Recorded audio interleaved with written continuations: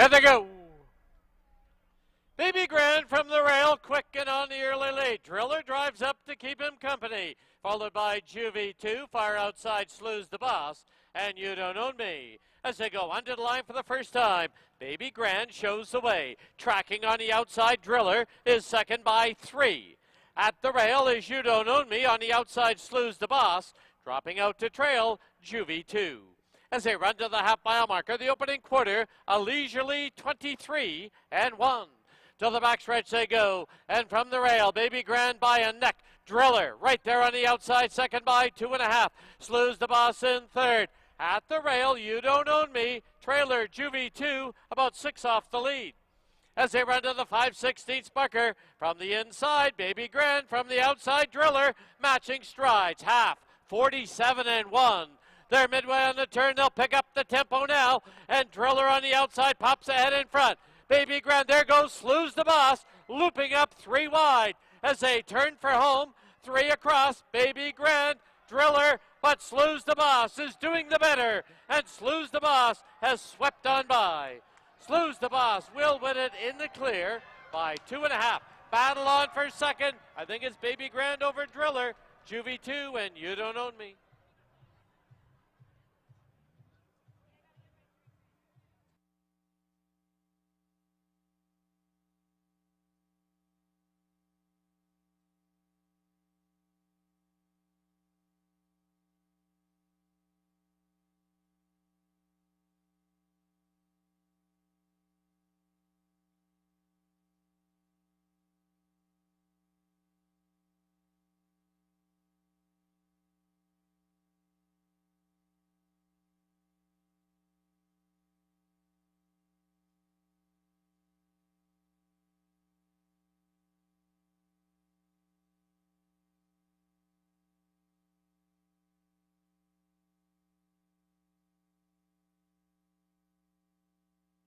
There they go. Barbary Bandit from the outside, from the rail, Showman. These two vie for the early lead. Right there is Self-Serving, Union Man, and Borrowed Equity. As they go under the line for the first time, from the rail, Showman leads it by a nose. Self-Serving, moving through the challenge. Down on the inside, Union Man, Barbary Bandit, and on the outside, Borrowed Equity. Into the clubhouse turn they go. The opening quarter in just 23-4. Past the half-mile marker they run. And Showman from the rail leads it by a nose. Self-Serving, second by a length. Borrowed Equity from the outside in third. Reserved at the rail is Union Man. In between them is Barbary Bandit. Total of 3 lengths covers this field of 5. As they run past the 5/16 marker, the half, 48-2. And now from the outside, from between runners, Self-Serving with the lead. Borrowed Equity up on the outside. Showman, Union Man now asks for run in third. And Barbary Bandit has lost the rider. As they turn for home on the inside, it's now Self-Serving with the lead. Self-Serving leads it by 2.5. Borrowed Equity, Union Man, and Showman. It's Self-Serving in his debut, a winner, winning it by about 5. Borrowed Equity second, Union Man third, Showman fourth.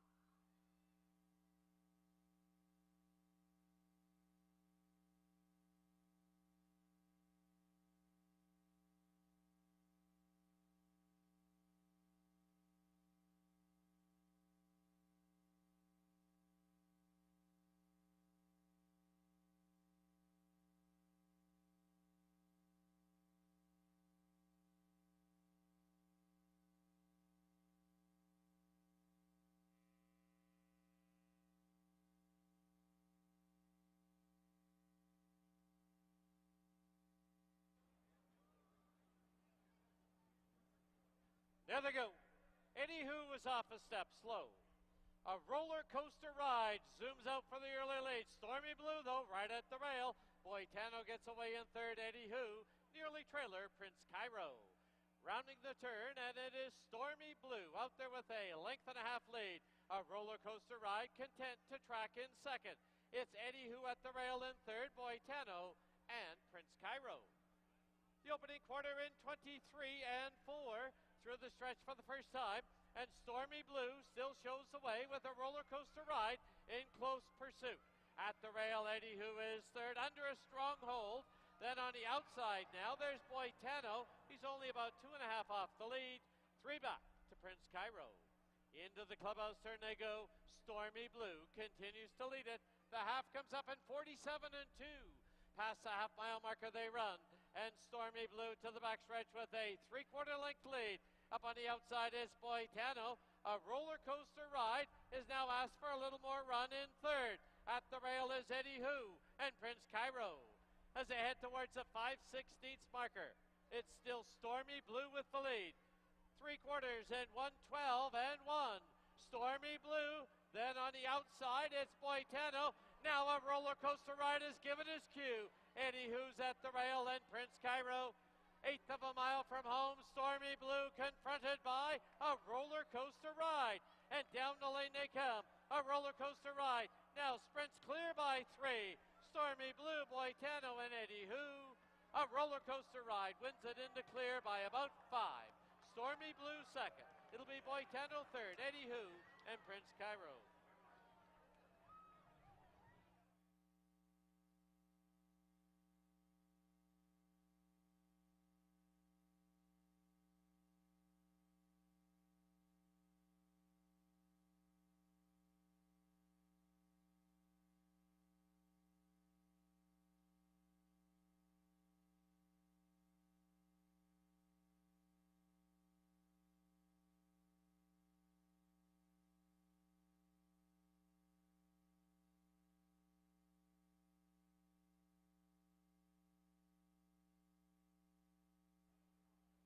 There they go. Philly Fatale from the rail, straight and true, and right on the early lead. Coco Rita on the outside, and To Be Sunny, the early trailer. As they pass by us now for the first time, Philly Fatale has the rail and the lead now by 3/4 of a length. Coco Rita second by 1.5 lengths, and To Be Sunny is the early trailer. Into the clubhouse turn they go, and Philly Fatale, no pressure right now, leads it by 2. Coco Rita second by a little over 1 length, and To Be Sunny is third. Opening quarter, a sensible 23 and 2. As they head down the backstretch, Philly Fatale by a little over 1 length now. Coco Rita getting closer. To Be Sunny in third. As they head towards the 5/16 marker, Coco Rita pops ahead in front. Philly Fatale trying to battle back on the inside. Half 47 and 3. 1/4 mile from home, they're 3 across the track. To Be Sunny loops up on the outside. Coco Rita's in between them, and Philly Fatale trying to hold the rail as they turn for home. It is To Be Sunny on the outside.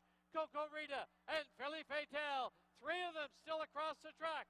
Coco Rita, To Be Sunny, Coco Rita, and Coco Rita will win it. Philly Fatale will be second, To Be Sunny third.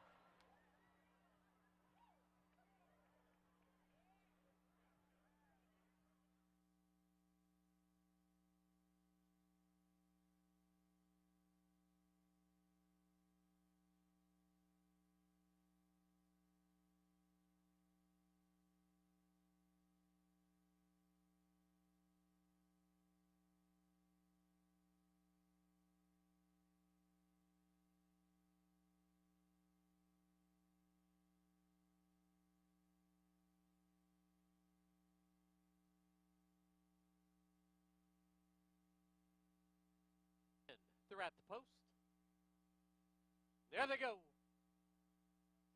From the rail, Catania Arrival, quick and right on the early lead. Ears to Us now drives up on the outside. Rookie Year gets away in third. There's a gap of 4 now to It's My Day and Jock Tot. As they go to the clubhouse turn, it's Catania Arrival with the lead. Wide into the turn was Ears to Us, who's now straightened out and again moving into challenge. It's 3 lengths back to Rookie Year, who sits in third. It's about 6 now to It's My Day and about 5 more to Jock Talk. Opening quarter in 22 and 4. 22 and 2, correction, as they head towards the 5/16 marker. It's Acatenia Arrival with the lead by a length. Ears to Us is second by 3. Followed by Rookie Year in third by 3. Then we have It's My Day and Jock Talk. Half one up in 45 and 2. They've reached the top of the lane. Catania Arrival has now drawn away by 4, and down the lane they come. Catania Arrival is well in the clear. It'll be Rookie Year now taking second. Catania Arrival wins it under wraps. Rookie Year second. I think It's My Day gets up for third over Ears to Us.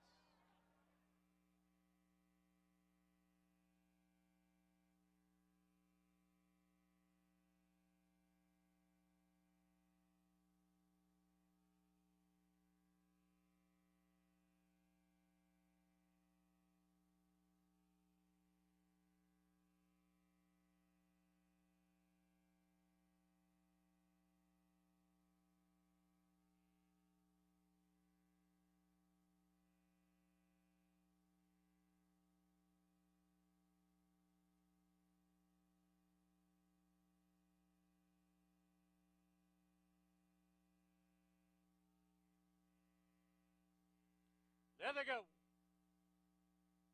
They've all come away well. From the inside, It's In Command put on the early lead. Right there is Sir Barkley. From the outside is I'm a Chi 2 and Racing River. Foot Soldier now in fifth. Knopfler is sixth in the early trailer, Kalamazoo's. 4 across the track as they go to the clubhouse turn.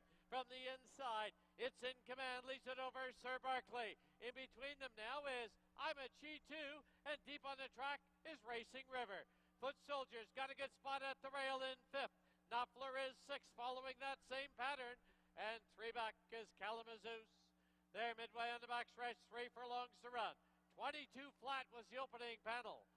It's In Command with the lead. Racing River's on the outside. Foot Soldier at the rail. Moving up on the outside, here's Knopfler. I'm a Chi 2 and Kalamazoo's. The half is 45 and 1 as they race to the top of the lane. 1/8 of a mile from home. Racing River with a short lead. Here comes Foot Soldier up on the outside. And down the lane they come, and there's Knopfler. He's widest of all. Racing River, Foot Soldier, Knopfler. Now it's Foot Soldier and Knopfler. Foot Soldier to win it. Knopfler second, Racing River third. Kalamazoo's fourth.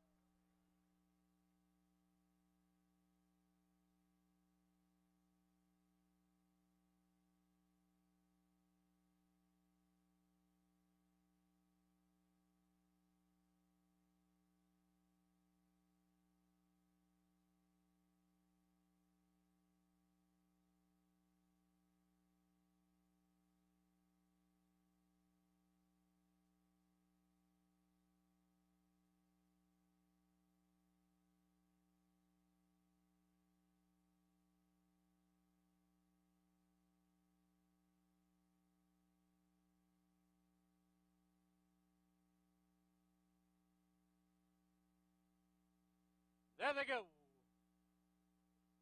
3-Day Bender got away poorly.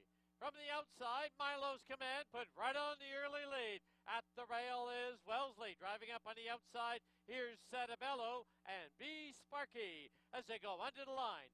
Milo's Command leads it by a nose. In between runners, Santabello, and on the outside, B. Sparky.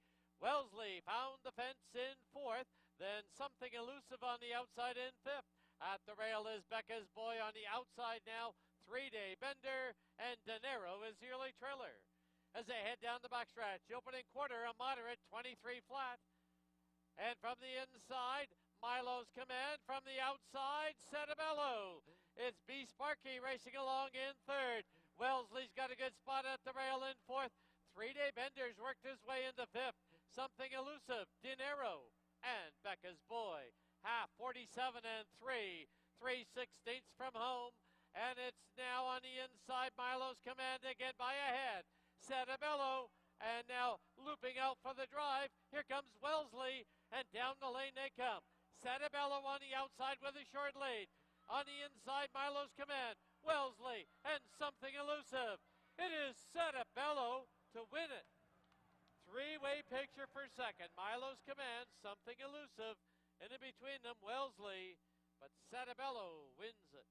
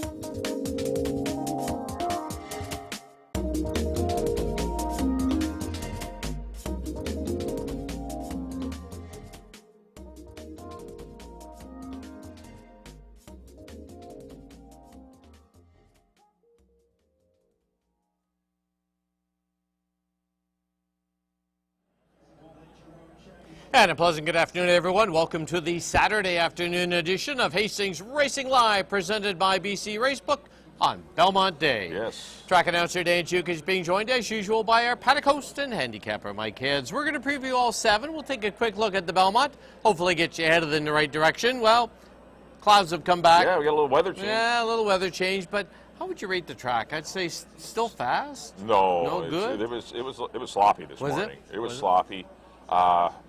I don't know. We'll have to see after the first race, right, what they determine.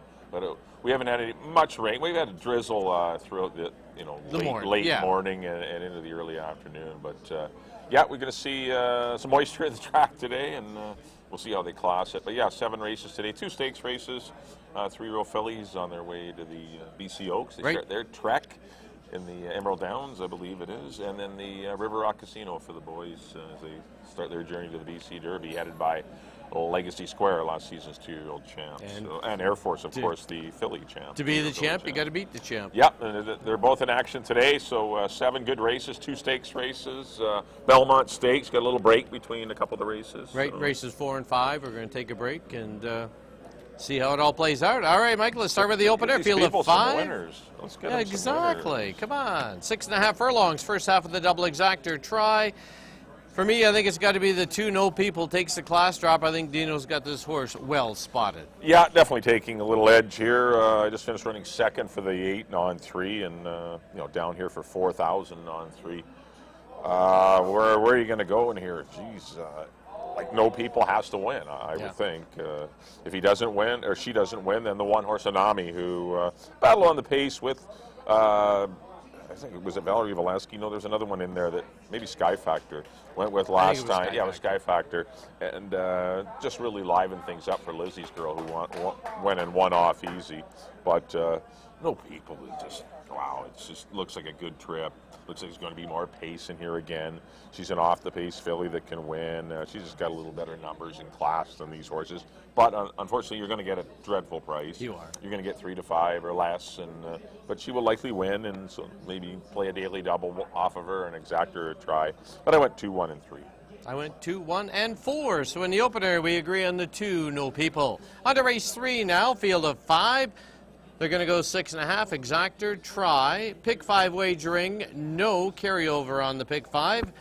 Well, for me, it's got to be Back to Liberty. This horse looks like it's primed and sitting on a win. Well, maybe. But look who he has been running against. I know, and, once again, not a good price. You get Amadeo Perez, Edgar Mendoza training.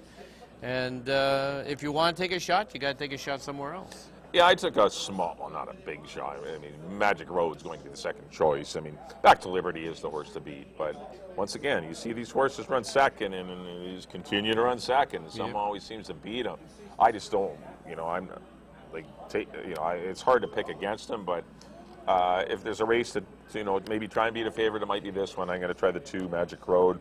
Had a couple of tough trips in his first 2 runs this year, and maybe could turn the tables on Back to Liberty. Obviously would need to improve, and maybe the off-track conditions will help Magic Road, or maybe it'll help Back to Liberty. Who knows? Who knows? Who it's going to help. The 3-horse Pursue is interesting as well. Did a few things wrong early in the race, became flying late against easier horses, but this race didn't come up tough. These horses ran down there at 19 last time, Magic Road and Back to Liberty. So. And there's a horse in here for a good friend, the doctor, Greg Douglas. He's a big Lone Ranger fan, and Tonto's in here. Yeah, Tonto, yeah. Yeah, brings in some decent work for Terranidal, and, has the inside post. Could have got a better post. Yes. It's a little tough always on the inside for a first-time starter. But Back to Liberty, definitely the horse to beat. I'm trying Magic Road. Not much between them at all. This Magic Road is going to possess a little more value, and that's why I'm going to lean that way. I went 2, 4, 3. Right, race 2. Mike's heading to the 2 Magic Road. I'm going to head to the 4 Back to Liberty. On to race 3 now, field of 5, 6.5 furlongs. Exactor, try, and pick 3 wagering. For me, it's got to be the 3 Amanda.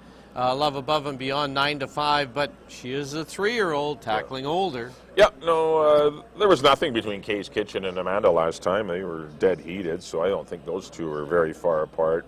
I did take those 2. I went Amanda over Kay's Kitchen, but they're switchable for me. For me, the Kay's Kitchen ran hard on the head end, and Amanda just sat back and watched the duel and barely got out for second. But I think the track will probably help Amanda more than it'll help maybe Case Kitchen, but we'll see. And Love Above and Beyond, as you mentioned, is a 3-year-old, but and likely going to get overbet because of being, a stakes winner and a bunch of stakes placed runs as well. So I went 3-5-4. So did I. So in the third, we agree on the 3, Amanda. On to the fourth now, kicks off that $10,000 guaranteed pick 4, field of 7, 62.50 claimers, 6.5 exactor try, superfecta wagering. Also, good little race. I've gone to a bit of an outsider here, but I think this is a good race. It is a good race. Zeta Marie is not known for putting back-to-back races together. But boy, did Frank Barabee have her on her game in her first run. The Hall of Famer got her done, and for Gary Johnson and the Pumpkin and Charlie stables, that was awesome because this horse ran against a very good quality command that day, who did all the fighting on the head end. But Zeta Marie was right there as well, and it just drifted back a bit, was cleverly ridden by apprentice Fraser Abley, and then came back out and just outgamed quality command coming to the wire. I thought it was a brilliant effort. She comes right back at the same price. Good work, too. Yeah, I like her over the 5, Irish Luna. And she drops in class after a good second to Juan Alita in a $16,000 claimer. And I was between the 1 and the 4 for third. I put the 1 in. I went the 4 as my top pick. The Cat's back. Cindy Krasner, Dennis Spence. This horse is making her 2023 debut. Good 2022 last season, and Cindy's got a big number on horses off the layoff. Yeah, the horse has been working well. She's got the horse cranked, and she certainly looks good on paper. She's a consistent mare. She is. Is the Cat's back. Seldom runs bad races. Well, one thing I just didn't love about her in this race is that she doesn't have speed, and there isn't a pile of speed in here. And I just think Zeta Marie's really going to get a good trap. It isn't going to be a fast pace. You don't want to be too far back, so perhaps if the Cat's back and kind of lay reasonably close, then she's definitely in with a shot. She certainly has the class to be here. All right, race 4 kicks off that $10,000 guaranteed pick 4. Mike's going to head to the 2, Zeta Marie. I'm going to head to the 4. First start in 2023, the Cat's back. All right, up next, Mike, will be the Belmont. 1.5 miles, 1 trip around the oval. I don't see a lot of pace on it here. I know they're going 1.5 miles, and we should, Well, I watched a 1.5 mile race earlier today. Yes. A horse called Next won the Brooklyn, went Yes. wire to wire, got a 50 and change, 115 3/4, and wired them in 2:31 for the 1.5 miles. So obviously, pace does matter in races, and there were some pretty good horses behind him. So it'll be the same in the Belmont. National Treasure seems to be the only. Going to be speed, definitely going to get the lead, and Bob Baffert's already won a race on the card. Arabian Lion won one of the undercard for Johnny races. V. Yes. Was it Woody Stevens? I can't remember what it was. Anyway, it was one of the undercard races. But I like National Treasure, but I am going to take the 3, Arcangelo. Did win the Peter Pan at Belmont, so the horse does like Belmont. Belmont's a tricky course. It's not a course for every horse. Right. And this horse looked good on that track. And he hit the line. They went slow early. They finished strong. He wasn't part of the pace. He was kind of in the pocket. Closed up, beat some nice horses, beat Bishop's Day, I think his name is, and who was the heavy favorite, who was a very nice horse, and just ran him down, and then galloped out really good. This horse is 1.5 miles is right up this horse's alley, because it's not for every horse, 1.5 miles. This Arcangelo, I think, is worth following. Javier Castellano was on him last time. He's on him again. That's what I'm going to try. I'm going to try the 2, Tappet Trice. Took him in the Derby, was closing ground. I know you should never look at horses that do close at 1.25 miles thinking they can go 1.5 miles, but I think breeding says he can. Yeah. He's an interesting horse. Any of the Tappets go 1.5 miles. They all do. And Forte. Forte, I'm glad Forte's in the race. I mean, he'll probably win it, but I'm glad because he's going to take money, because I just don't fancy the horse in the race. Right. Too many hiccups, and you got to be firing on all cylinders to win the Belmont. And he's missed valuable prep races. He missed a couple of works, and I don't know, it just seems like an add-on race after missing the Derby and the Preakness. And he's not that much the best to me, so I think he's a vulnerable favorite. All right, that's why I tried Arcangelo. Sit back and enjoy that Belmont Stakes. It'll go in between races 4 and 5 here at Hastings. Mike likes the 3, Arcangelo. I'm going to try the 2, Tappet Trice. On to the 5th now. This is the Ross McLeod. $50,000 on the line for the boys, 3-year-old boys. 6.5 exactor try, superfecta. Pick 3 wagering. Well, for me, it's going to be Legacy Square. Once again, to be the champ, you got to beat the champ, and he's done everything right so far. Yeah, I agree. He's the horse to beat. Looked good winning last time. Amadeo rode him with so much confidence, and he sprinted off to a nice win in 117 flat. He could have went 16 and change if he needed. He's a nice horse. Edgar's got him looking great, and yeah, this horse is going to be tough to beat. 6-horse XNL Hero's interesting. First run for the Wynn Stables. Right. Claimed it for 40 out of a winning effort at Oaklawn Park. It's looked good here. Nice work last weekend in a minute. It was last Saturday, and the horse did look good that day with Camille Santo up. So, but will he want to go longer? Yeah, definitely. The mile and a 16th is what he wants to do, and mile and an 8th. But 6.5, he's got to go today. But he's the only horse with 3 races under his belt. Right. He's going good. And I was between Lucky Force and Time Ticker. I went Time Ticker for third. He was closing well, and he lugged in a bit, or else he would have been second ahead of Rockcliffe. He ran a much improved race, and I think the track will help him too. But they're going to all need to have the running shoes on to get close to Legacy Square. All right, in the 5th, the $50,000 Ross McLeod. We agree on the 5, Legacy Square. Out of the 6 now, it is the River Rock Casino, 3-year-old fillies. Field of 7 and a good field of 7 to go 6.5. Late double exactor try, superfecta wagering. A lot of horses I could make cases for in here. Nene, though, is making her 2023 debut. After being, yeah, exactly. Must be some soccer on it's somewhere. Man City playing. Okay. Inter Milan. Nene makes her 2023 debut after being Open Horse of the Year in the 2-year-old category last year. You've got Freestyle, Air Force, but I'm going to head to the bottom horse. Key to Success, another one that arrives here from Keeneland, Oaklawn Park. Bought by the Wynn Racing Stables. I've been following this horse all winter. She's been closing up a little bit of ground, going a mile with Tyler Bays. 6.5 last time ran good. Right, but what tips me maybe that she really likes this track is that 58. Yeah, it's a big move. Yeah, that was a nice move in 58. Once again with Camille Santo in the irons. But you're right. Air Force and Nene, they were the champs last year. Nene was the Open champ. Air Force was the BC Bred champ. But yeah, both are live in here. Air Force has the good race under her belt, and that's why I did lean her way over Nene and Key to Success. I went 1, 6, and 7, left out above average. She's one that could rebound, and also Bunny. Right. Bunny, I have no idea what to do. Bunny could be the best filly of them all. Right. She won effortlessly, beating stablemate Licorice and Freestyle last time, but she does have some quirks about her, and. Dino did a lot of schooling with her, and she was very good first time out. And hopefully all that stuff's behind her. She's by Motown out of champion mare Snuggles, who did race, of course, in the colors of the Swift Thoroughbreds. And Bunny's live in here. This is a good race. I just, and that's why I did put in your 7, Key to Success, because there could be some speed in here. Right. Key to Success could be the one coming from off the pace. But Air Force was too impressive for me first time out, going in 16, which is a 5th faster than Legacy Square did on the same day. Right. So I got to go to Air Force. I get £5 from you too. All right, race 6, the River Rock. Mike said into the 1, Air Force. I'm going to head to the 7, Key to Success. We close out the Saturday card. Race 7, field of 9, 6.5 exactor try, superfecta, super high 5 wagering, no carryover. Tough little dash. You talked about horses who run second all the time. Drill, baby, drill. One of these days is going to be her turn, but man, she's got a lot of seconds on her resume. I think there's 9 horses in here that I love to bet against, and now one of them I have to join. I have to jump on the team. And, I mean, I love playing against Little Sister Lee, and because he's generally short price and doesn't win. But I'm going to jump on Little Sister Lee today. She got easy fractions last time, didn't win. But I just don't see anything in here that's really, I can love. I put Star Finality for Patty Leaney and the 7 Better With Time for owner trainer Riley Noble in for 3rd. But I'm not going to key Little Sister Lee. No. But there are some opportunities in here. Yeah, I'm kind of maybe leaving Drill Baby Drill out, but we've had a good time together trying to pick her and get her in the winner's circle. But I'm going to go Little Sister Lee. I got no idea. This is a race I don't like at all. You better have a few if you're tough super high 5. It's the a end top of the leg pick of the pick 4. Yep.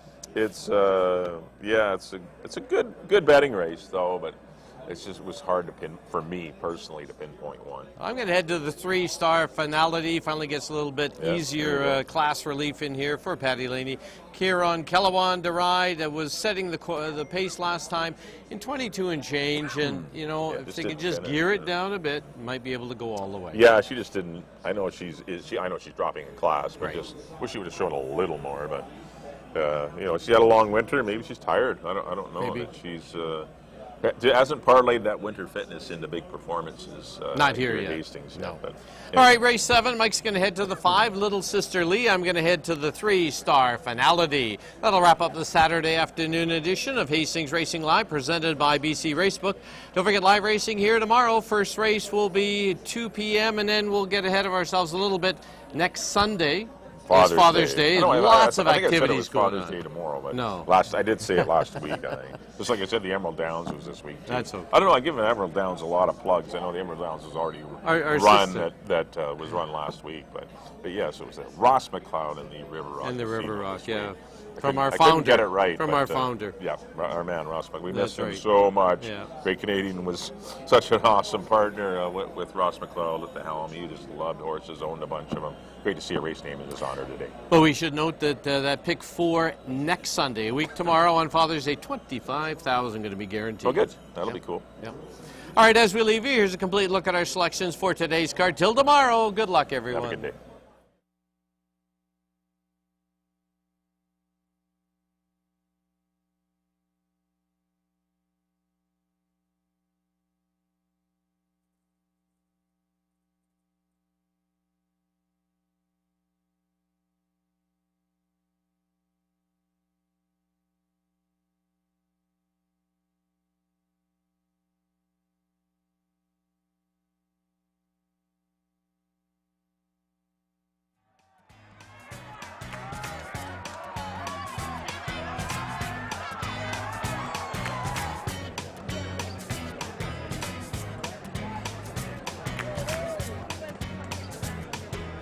My goal is one day to be a successful trainer just like them, like Barbheads, Dino, all of them, they have their names that they've been doing this for a year, and I'm just new, and I'm just trying to learn everything as much as I can.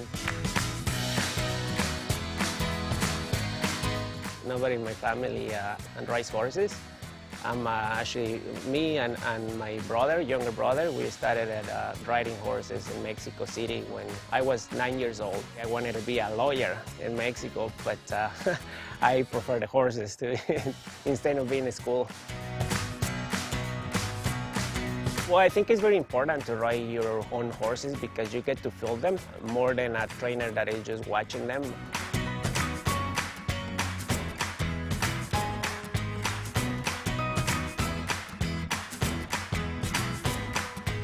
We love horses, and if you love horses, you want to make sure they are good, they are happy, and we do treat horses sometimes better than people. When you see your horses going for the race and they're happy and they win for us, that's all. Sometimes I don't want to wake up in the morning, but that's what makes me get up in the morning early, and just to watch them winning races and trying for us. It's just a wonder for us.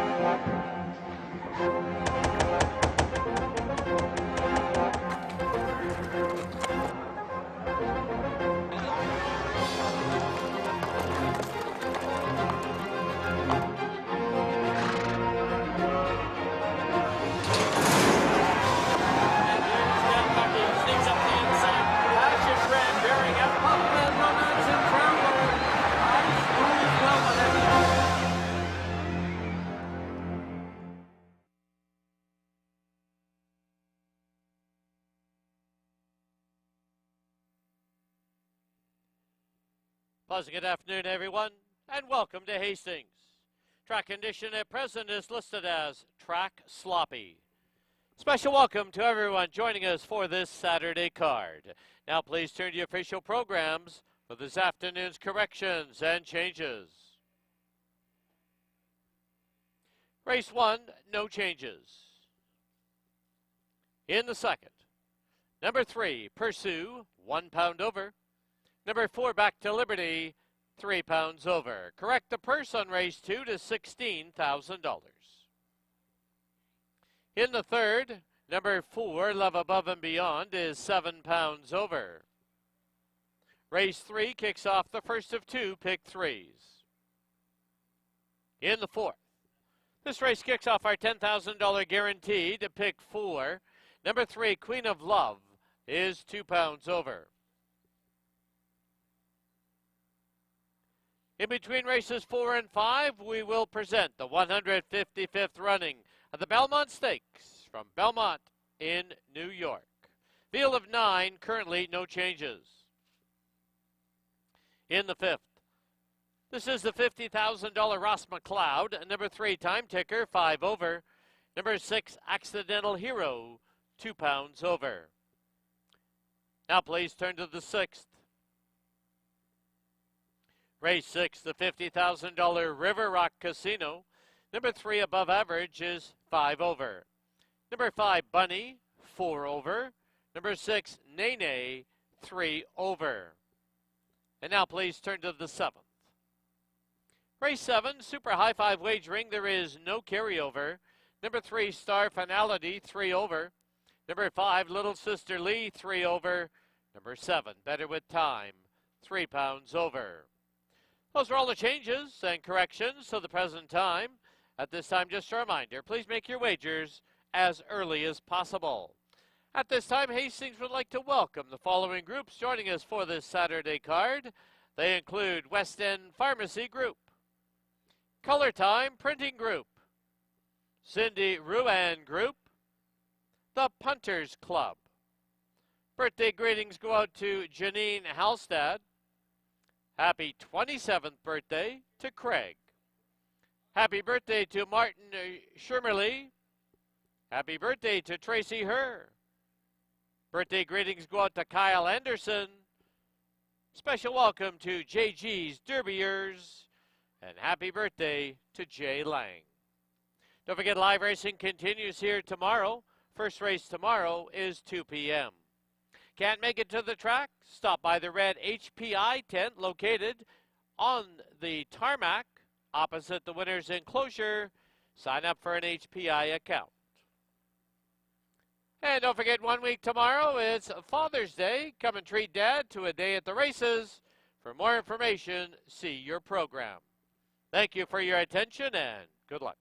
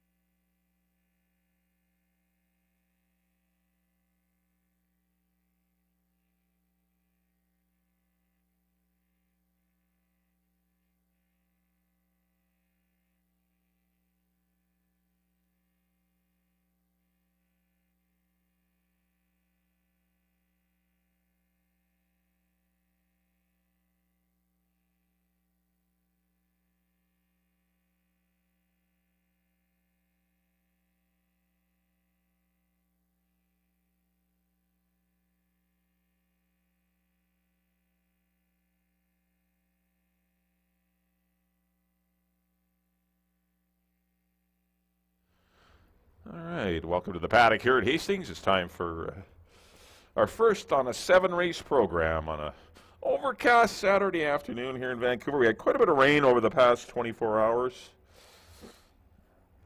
It looks like we're going to have a sloppy racetrack. We definitely have a sloppy racetrack to start.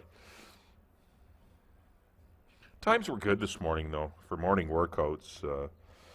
Track's nice. It's horses are getting a hold of it. And we'll see how things play out today.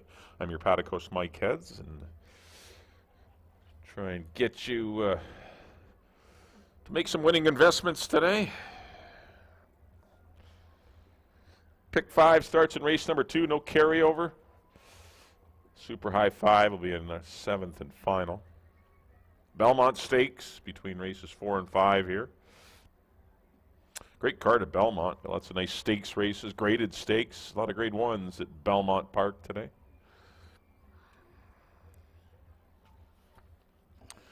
But the first task at hand here at Hastings is race number 1. We got a field of 5 fillies.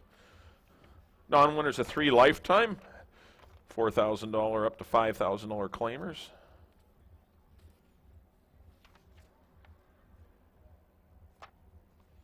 Six and 1/2 furlongs will be the distance. Number 1 is Anami. A distant second to Lizzie's Girl, but she did a lot of the fighting on the head end. Went 22-1 contested with Sky Factor last time and put that one away. Unfortunately, I'll have to deal with her again, but did put that one away, but could not hold off Lizzie's Girl, who went down there at 17-2. We'll see Lizzie's Girl tomorrow. She runs in a 12-5 claimer. A lot tougher race for her tomorrow, but we'll see how that goes. But Anami just simply hooked into a good one. You got to take the blinkers off today. She raced without them last year, and the first 2 runs this season were with blinkers. And I think you'll see a better Anami. She certainly will need to be better to beat the 2-horse No People, who's dropping in class. But definitely a good chance in here, and she's getting the appropriate support at the windows at 2-1. I got her in for second, but could definitely see her winning. She is the one, I think, horse that can maybe, if she moves up a bit with the blinker change, can beat the 2 No People. Who we'll move along to. We'll get a shot of the 2. There is No People for Larry Potosny and Jordan Froelich. Claimed this one in Phoenix for $4,500. Brought it up here, ran it for the non-3 for 8. Good second to Tam Tricky. Saddle slipped that day. That thing was way back.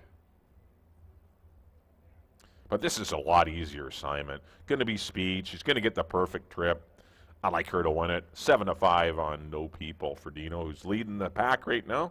Off to a great start. Dino with 10 wins. Number 3 will be Valerie Valesky for the Mavens. Distant third behind Lizzie's Girl last time, but only a couple lengths behind Anami. 4 will be Rosa Texas. I think this is an easier race than the last one she was in. I know she's just a non-2, but that Just Misty race was pretty live. And number 5 will be Sky Factor. She's got to find a way to build up some stamina. She did have to go head-and-head with Anami last time, but she didn't fare well, getting beaten 22 lengths. But when she's on her game, she's good. We'll see if she can get back on her game with Fraser Abley in the irons. I went 2-1. In 3, that's kind of the way I see it here, 2-1-3. Everyone agrees No People's going to be tough to beat. There's a look at all our analyst selections on screen. No People looks like the one. 2-1-3, as I said, for race number 1. Got 9 minutes to figure it out. We'll send it high atop the grandstand to Dan Jukic to introduce the field for our Saturday opener.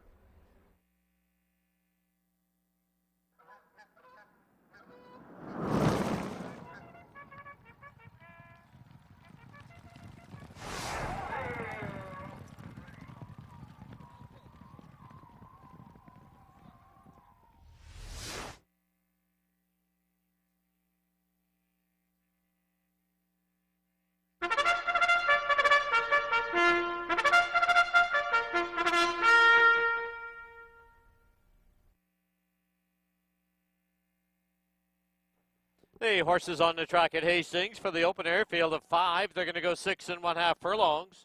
First half of the early double, exactor, and triactor wagering. Post time in 9 minutes.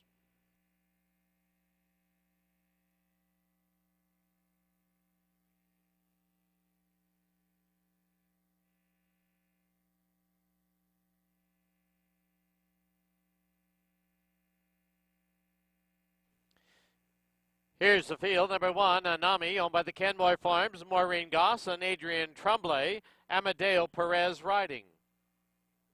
2, No People, owned by Larry Potosny and Jordan Froelich. Silvino Morales in the saddle. 3 is Valerie Valesky, owned by Rob and Sheena Mabin. Chris Mamdeen rides. 4, Rose of Texas, owned by Don Daynard and Mel Snow. Brian Budramsing aboard. And number 5, Sky Factor, owned by RC Racing. The rider is apprentice Fraser Abley. 7 minutes to post time.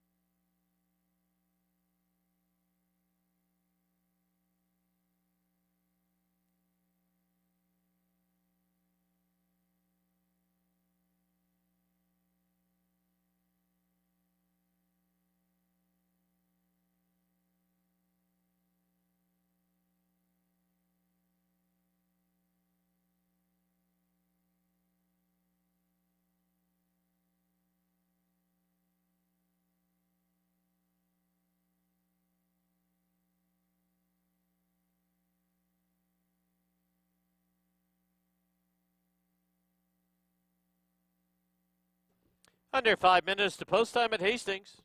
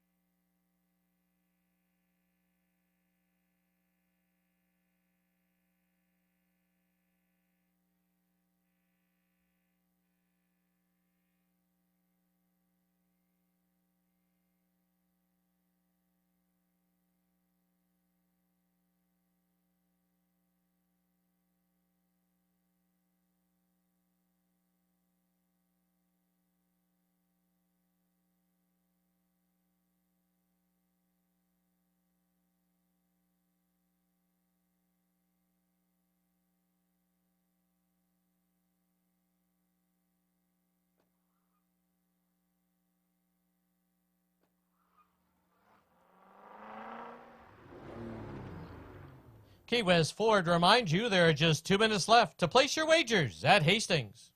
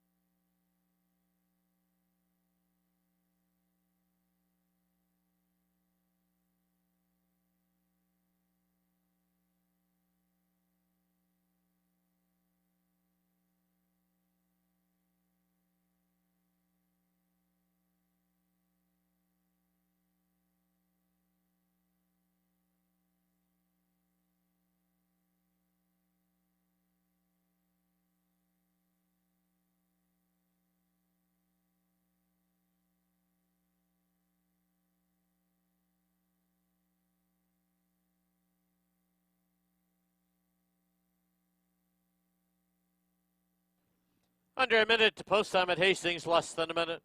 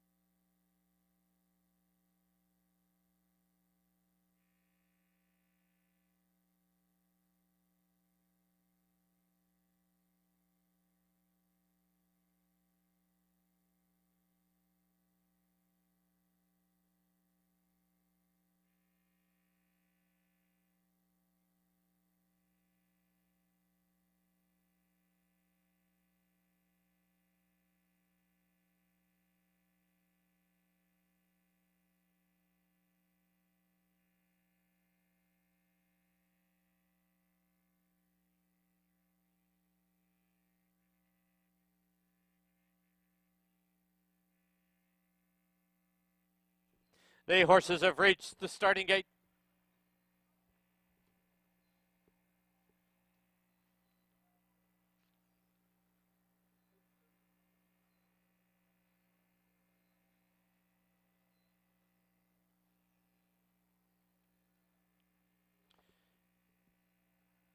Loading it now for the opener at Hastings.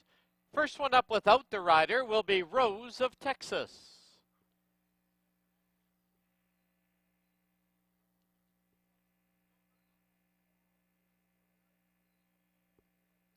Anami goes in, no people, Valerie Valesky, and Sky Factor to the outside gate. 5 in, they're at the post.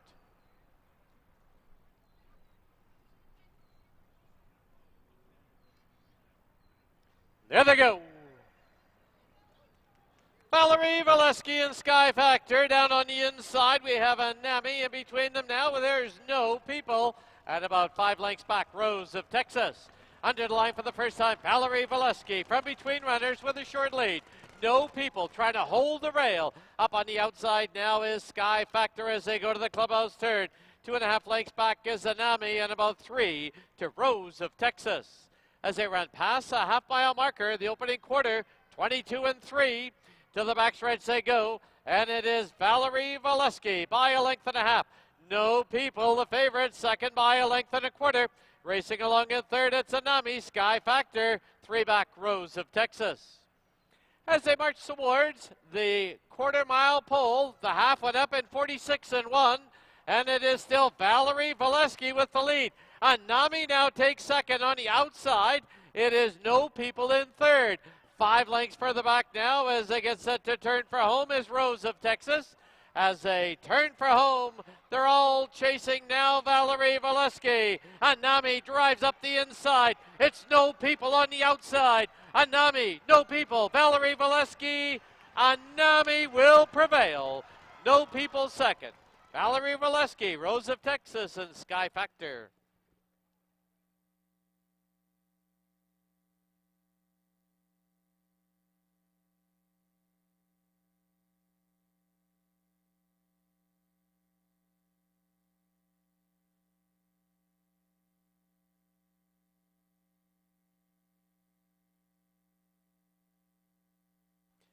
On the board, the unofficial winner, number 1, Anami. Number 2, No People, second. 3, Valerie Valesky, third. 4, Rose of Texas, fourth. 1, 2, 3, 4.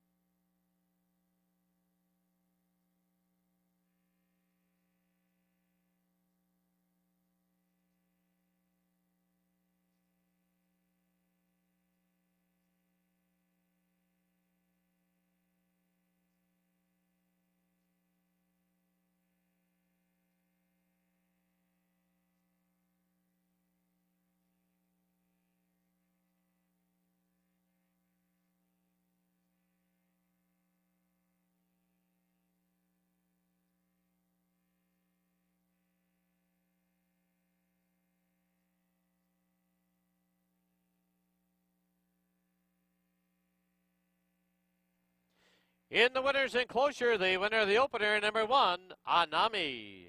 She's owned by the Canmore Farms, Maureen Goss, and Adrian Tremblay. Trained by Mark Cluche. Winning rider, Amadeo Perez. Anami is a 4-year-old filly by Numani out of Ansetti.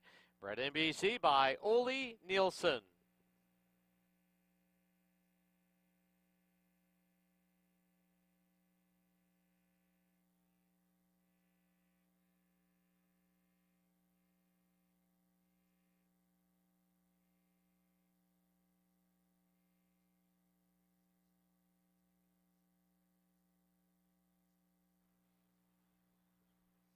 Please note the stewards are reviewing the start of race 1. Hold all tickets.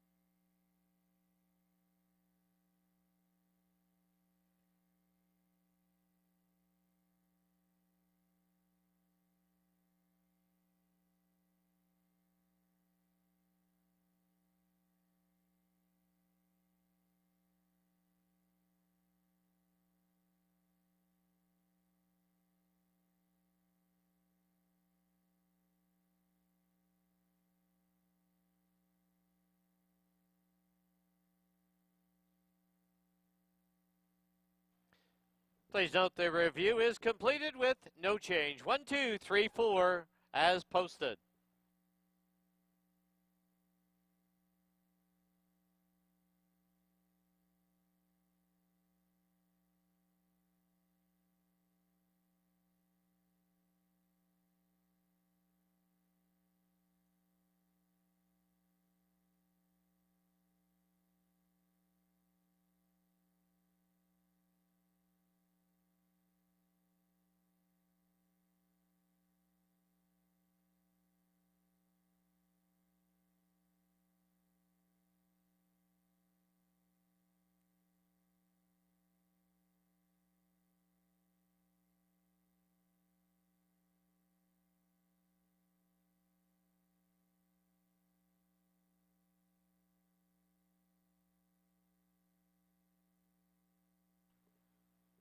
The result is official.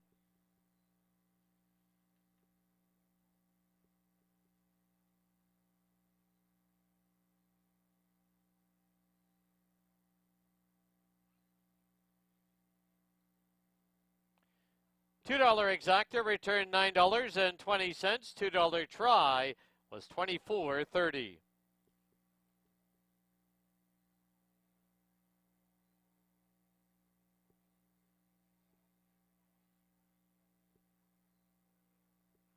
Final running time for the 6 1/2 furlongs over the sloppy going, 1:18 and 14/100. There was a claim in that first race. Number 2, No People, through a two-way shake, goes to Paul Lemasseur, Bulldog Brothers Racing, and Robbie Thacker, trainer Paul Lemasseur. Race 2, please note the purse should read $16,000. Number 3, Pursue, 1 over, 4 back to Liberty, 3 over. 18 minutes to post time at 2:30.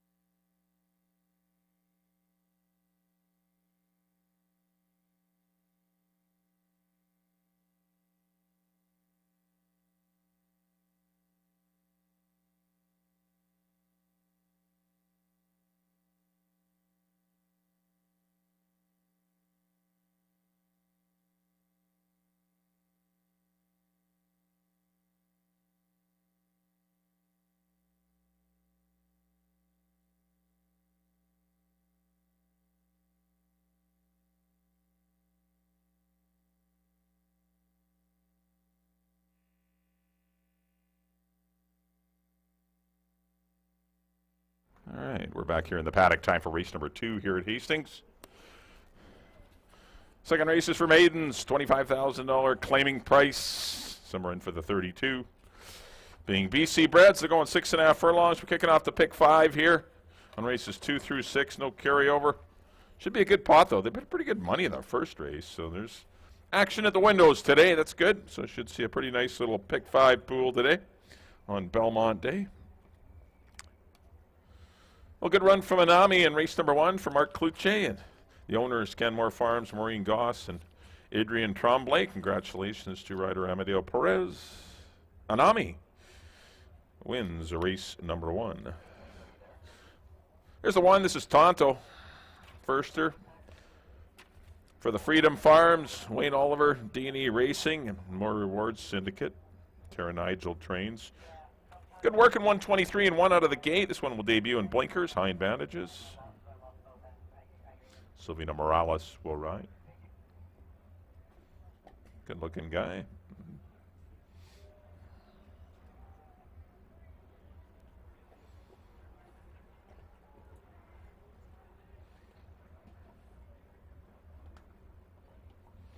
Just let him get by the speakers. I don't want to talk too loud when horses are acting up a bit. All right, number 2 will be Magic Road. He's had some tough trips. I think he's one that could turn the tables on the 3-5 favorite Back to Liberty. That's why I'm going to lean to the 2. We're just hoping here. I mean, there's no, it's hard to, back to 4, 3-5. He's lost so many times, but where do you go? And this is the logical place to go, I think, the 2-horse Magic Road for Don and Sue Daynard.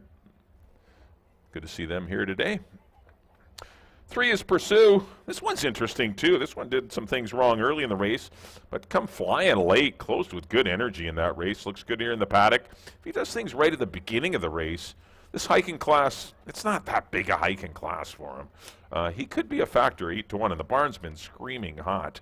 4 is Back to Liberty. There's your favorite, half-brother to champion Infinite Patience. Hasn't lived up to the same hype, though. And beaten a lot of lengths in his first 2 runs, but he's run into 2 monsters in Back in Overdrive and Jose. A far easier assignment, dropping on maiden allowance for Back to Liberty into this maiden 25 up to 32. And number 5 is Brian's Delight. Showed good speed last time with the eventual runner-up, Road Closure. Did tire to run off the board. But, once again, I think this is an easier 25 than the one he was in last time. I just have trouble taking Back to Liberty. I'm not going to. Everyone else did. I'm going to go 2, 4, and 3. It's just that this horse had so many chances. He's going to be a small favorite, and if he wins at $3, then whatever. So be it. I lose. But that's okay. Done that lots before. 2, 4, 3 for me.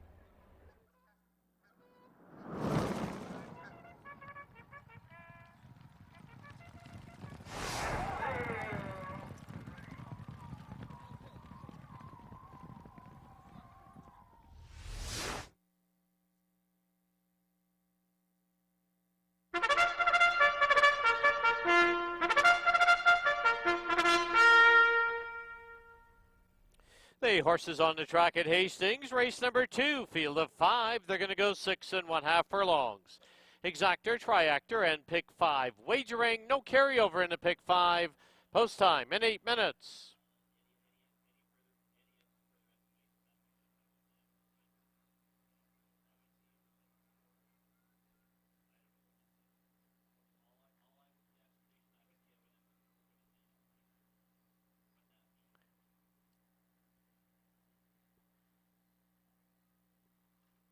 Here's the field. Number 1, Tonto, owned by the Freedom Farms Limited, Wayne Oliver, D&E Racing, and the More Rewards Syndicate. Silvino Morales in the saddle. Number 2 is Magic Road, owned by Don Daynard and Sue Daynard. The rider is Brian Budramsing. 3, Pursue, in the colors of the Canyon Farms. The rider, Jose Sanchez. 4, Back to Liberty, owned by Todd Mountain Thoroughbreds and James Redicop. The rider, Amadeo Perez. And number 5, Brian's Delight, owned by Warren Wilson, Neil Stadskowski, June Sutherland, G. Ross Switzer, and Barry Hickman. Ridge Balgobin to ride. 7 minutes to post time. To our on-track guests here at Hastings, don't forget to watch for the volunteers from the downtown East Side Neighborhood House as they are selling 50-50 tickets.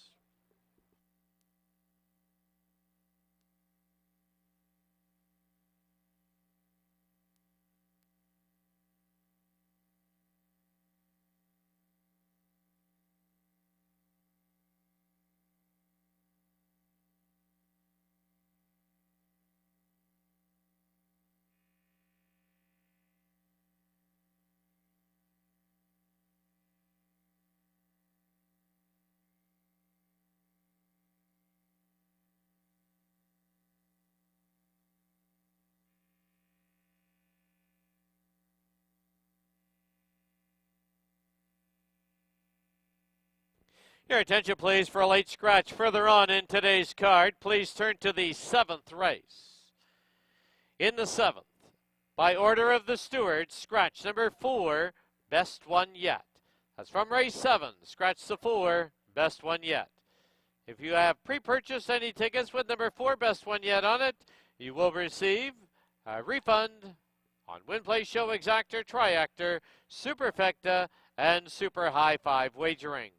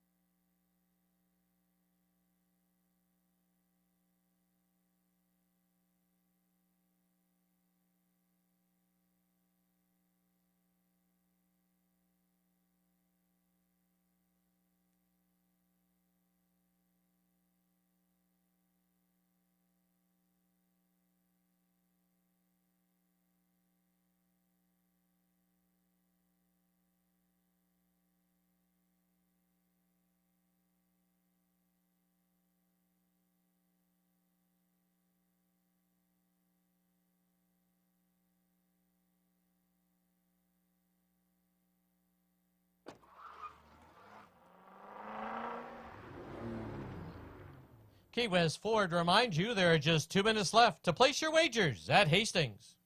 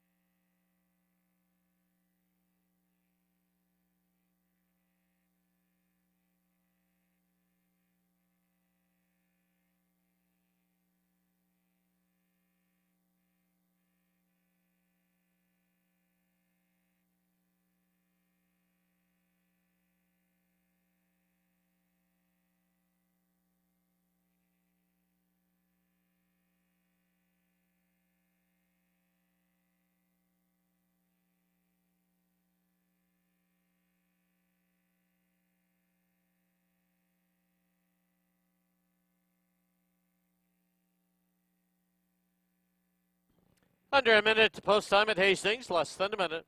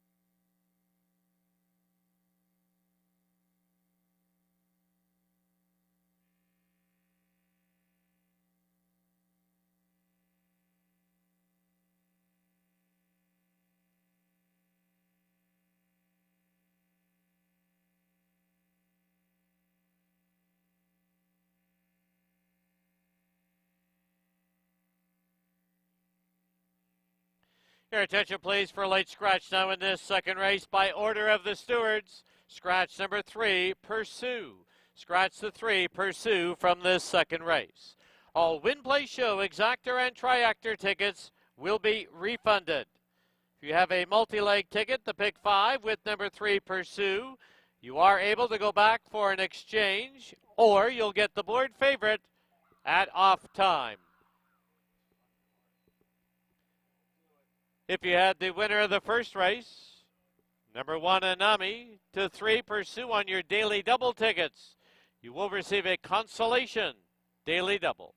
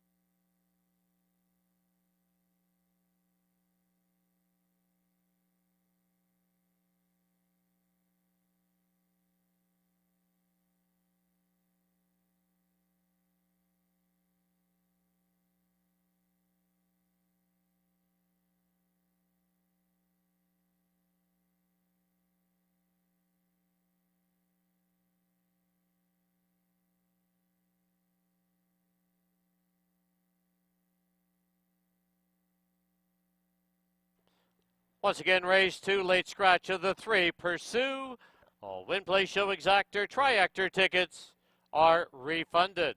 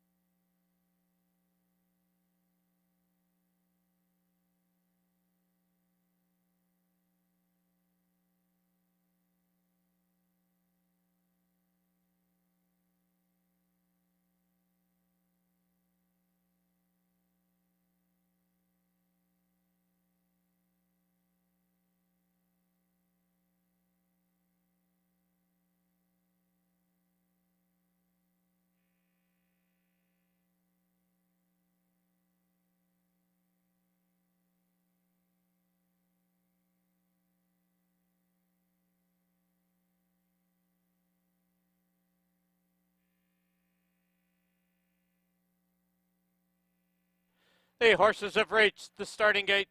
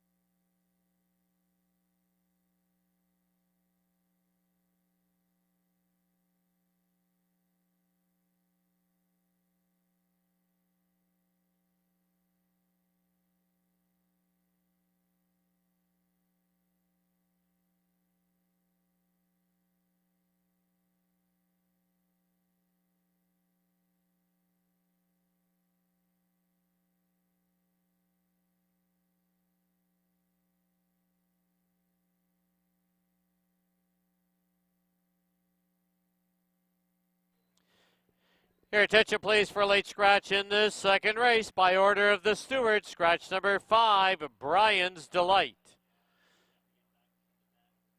All win, play, show, exactor, triactor tickets with the 5, Brian's Delight, will be refunded. Please note there will be no show wagering now on this second race, as we are down to 3 horses. Show money also will be refunded on all runners.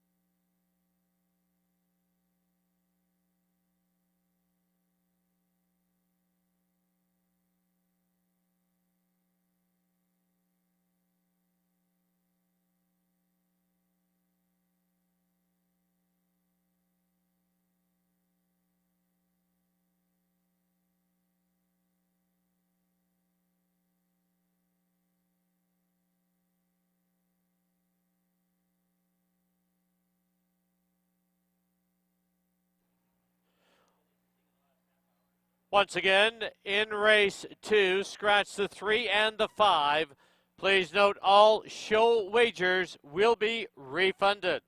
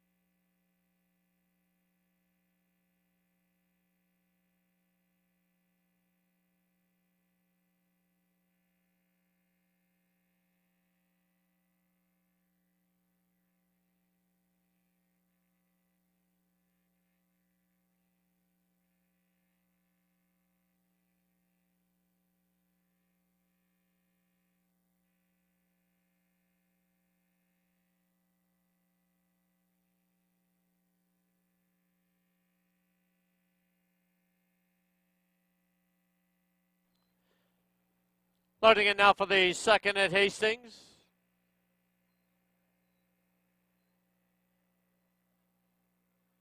Down to a field of 3. First one up will be the first-time starter, Tonto.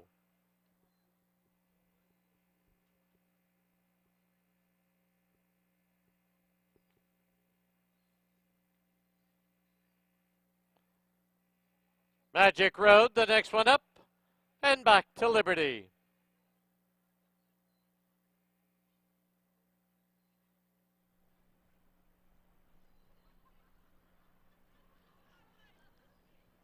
Three in, they're at the post. There they go. Tonto got away slowly. Back to Liberty from the outside, put right on the early lead. It's Magic Road, who'll sit in second, and about 6 back to Tonto as they go under the line for the first time. Back to Liberty shows the way. It's Back to Liberty trying to be geared down by Amadeo Perez with a 2-length lead. Magic Road in second, now only 2 back to Tonto in third. Into the clubhouse turn they go, and Back to Liberty shows the way by a length and a half. Here's Tonto ranging up on the outside, and Magic Road at the rail. as they turn for the backstretch. The opening quarter, a dawdling 25 flat. As they head down the backstretch, it is Back to Liberty with the lead by a little over a length. Tonto's on the outside and Magic Road at the rail as they run past the 5/16 marker, half 49 flat. Quarter mile from home with Back to Liberty out there with a length and a quarter lead.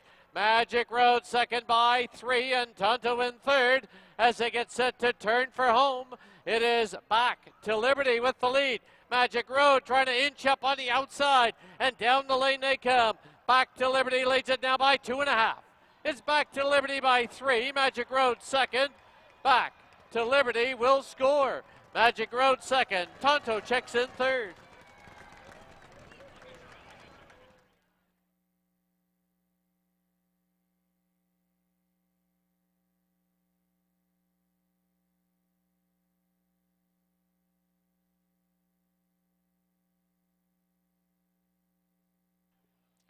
On the board, the unofficial winner, number 4, Back to Liberty. 2 Magic Road, second, 1 Tonto, third. The inquiry sign posted. Stewards inquiry into the start of race 2.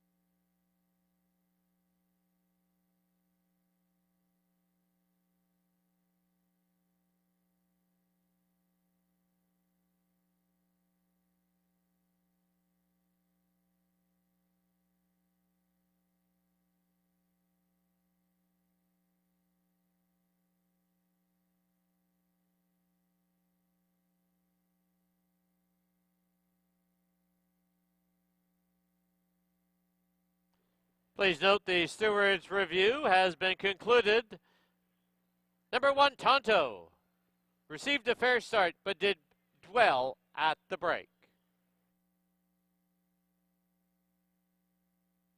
Into the winner's enclosure, the winner of race 2, number 4, Back to Liberty, owned by Todd Mountain Thoroughbreds and James Reddicup, trained by Edgar Mendoza, assisted by Christina Mann. Winning rider, daily double for Amadeo Perez. Back to Liberty is a 3-year-old gelding by Bakken out of Montero. Bred in BC by the Red Rock Farm and Sue Anderson.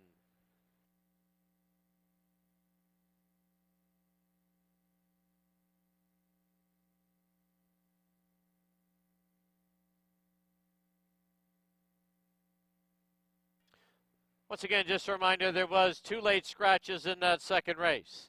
Number 3, Pursue, and number 5, Brian's Delight. All win, play, show, exactor, triactor tickets were refunded. If you had the winner of the first race, number 1, Anami, to the 3, Pursue, or the 5, Brian's Delight, you will receive a consolation daily double. If you had either the 3 or the 5 on your pick 5 ticket, you got the board favorite, who was the winner. Number 4, Back to Liberty.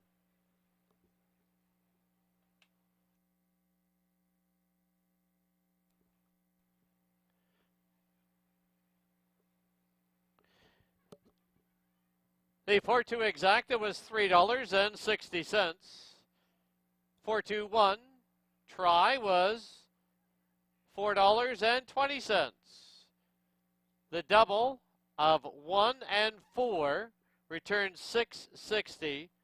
Consolation double 1 and 3 was $5.10. Consolation double of 1 and 5, also $5.10. Final running time was 1:19 and 25/100ths.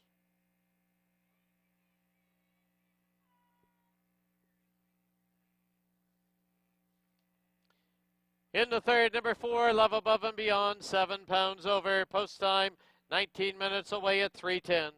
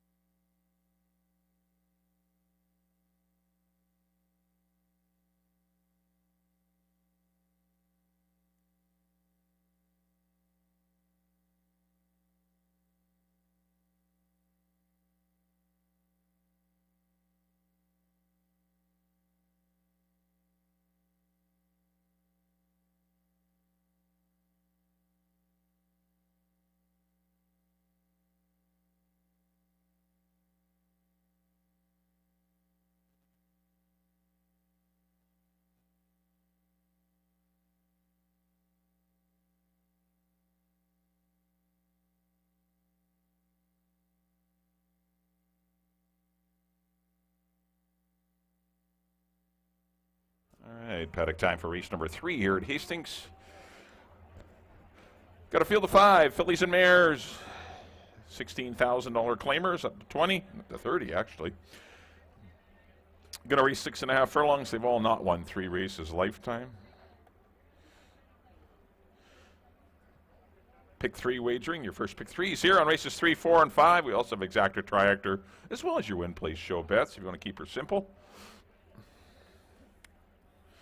Well, good run from Back to Liberty in race number 2. Took advantage of some obviously painful fractions and 2 scratches. Made things pretty simple for Back to Liberty. He was best. Under Amadeo Perez winning the early double. Congratulations to James Redicott, Ronald Ray Fawcett's Ton Mountain Thoroughbreds, and Edgar Mendoza as Back to Liberty. Gets that M off his card. Now a winner. All right, here's the one. This is a Lobra for Gary Johnson and Frank Barabee. Got caught up with the eventual winner, Kapalua Candy, last time. They went pretty fast early. That was in a non-2, non-3 allowance for fillies and mares. Down in class here for the 16. A lot easier. Look for Fraser Abley to probably put him on the lead. That's where she wants to be. She's best suited. I think she'll like the off-track conditions. Nice tight racetrack. She can scamper them. Little legs can go. She's pretty fast. She'll certainly be forwardly placed. Got a good shot to win it. Hold her speed. She's 5-1. But the big drop, that's definitely going to help her chances. 2 will be Indigo Gold. She needs to see some sort of pace duel up front. She goes on Lasix today. First time Lasix for the 2, Indigo Gold. Regular rider Jose Gomez will return for owner-trainer breeder Bruce Unwin. No threat 4th last time, but perhaps needed the run. She'll be better today. She's come back with a good work in 47-3. 13-1's pretty good price if there is a pace on up front. We'll see. Zalobra's going to go. I mean, I don't think there's any secret to that. It's a matter of whether she gets pressure from Kay's Kitchen.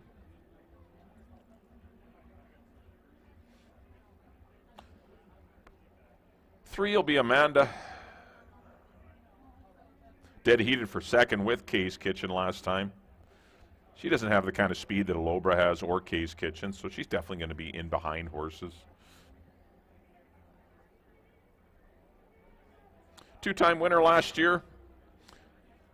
9 for 11 in the 1 or 2 position, but a lot of seconds.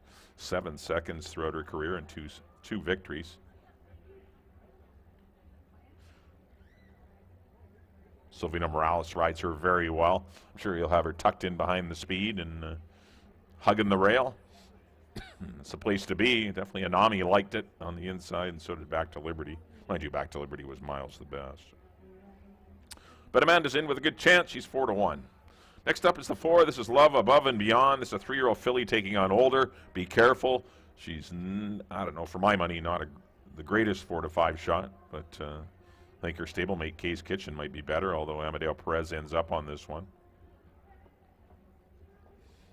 No threat 3rd behind Air Force and above average in an allowance prep. They opt to run her for a tag and not in the stakes race today. Amadeo's doing everything right. Things are going his way. The opener, he got a great trip. Couldn't have got any better trip in the race 2. Just riding well right now, Amadeo.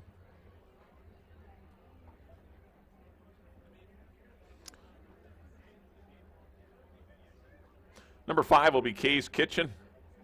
Got caught up in a speed duel. I forget who she was going with, but they were rocking and rolling. She won the pace battle. Might have been Tam Tricky. One who came back to win. Might have been Tam Tricky who she went with. I'm guessing, though. But it cost her as she got caught at the head of the lane by Shamra, and then was just dead heated for 2nd. But she did all the heavy lifting. I just worry she could get into a pace again with a Lobra. It's the only reason I'm leaning to Amanda. I went 3, 5, 4. It's kind of the way I see it. 3, 5, and 4 here in race number 3. Good little race, though. A lot of contention.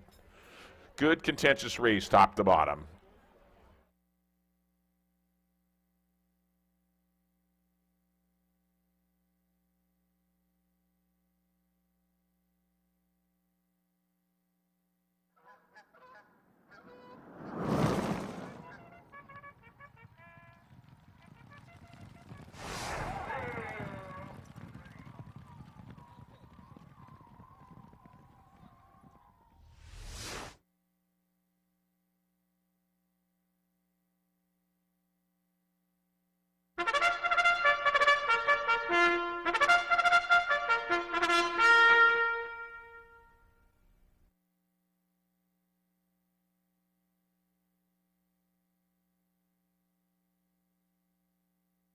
The horses on the track at Hastings, race number 3, field of 5 to go 6 1/2 furlongs. Exactor, Triactor, and Pick 3 wagering. Post time is 8 minutes away.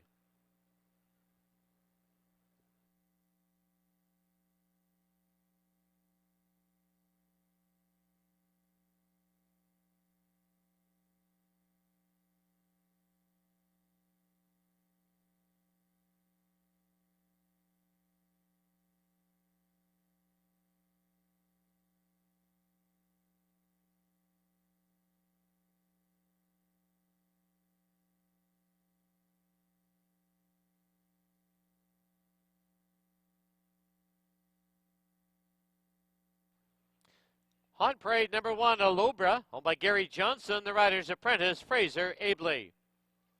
Number 2 is Indigo Gold, owned by Bruce Unwin, the rider, Jose Gomez. 3 is Amanda, owned by Dr. Brian and Carol Anderson, Silvino Morales up. Number 4, Love Above and Beyond, owned by Marty Miller, the rider's Amadeo Perez. And number 5, Kay's Kitchen, owned by the Todd Mountain Thoroughbreds. The rider is Kamal Santo. 6 minutes to post time.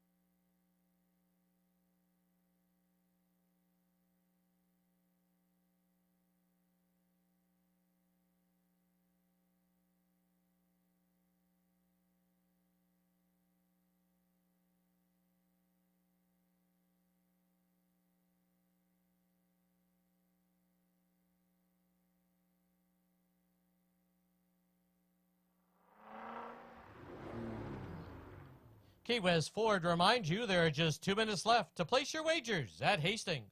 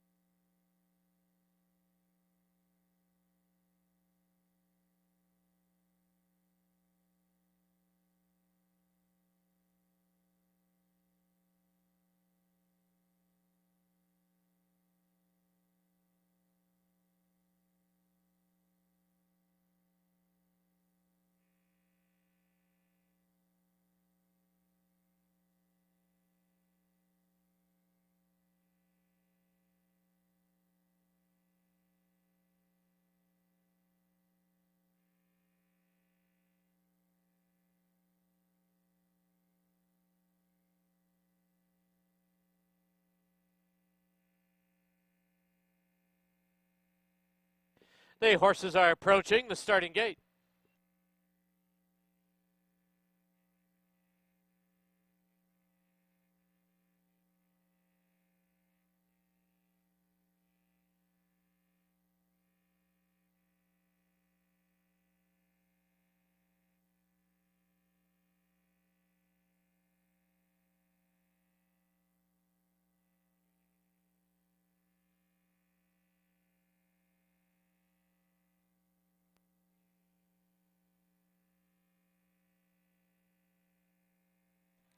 The horses have reached the starting gate.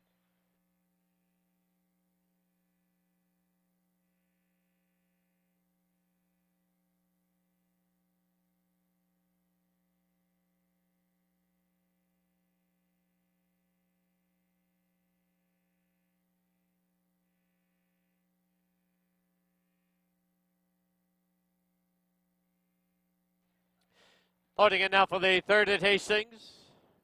Alobra, the first one up.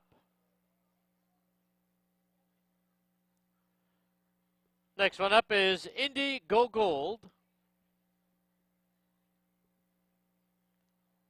Followed by Amanda. Love Above and Beyond. The outside gate. Kay's Kitchen. 5 in, they're at the post.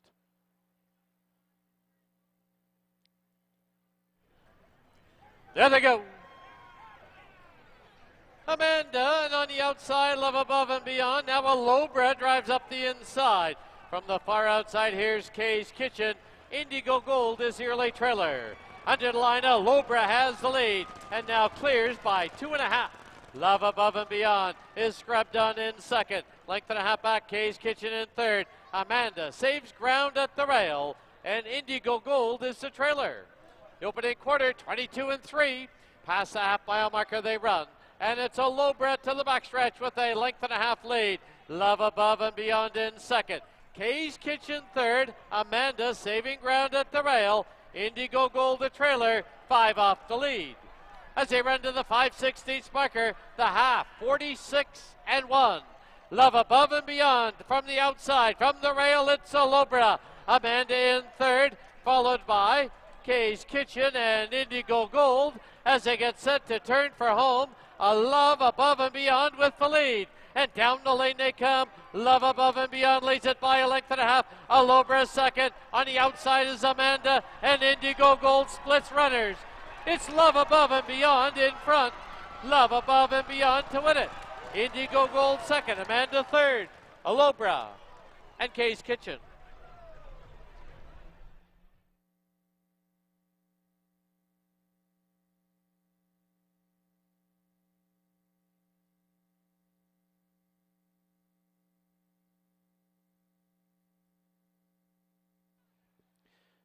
On the board, the unofficial winner, number 4, Love Above and Beyond.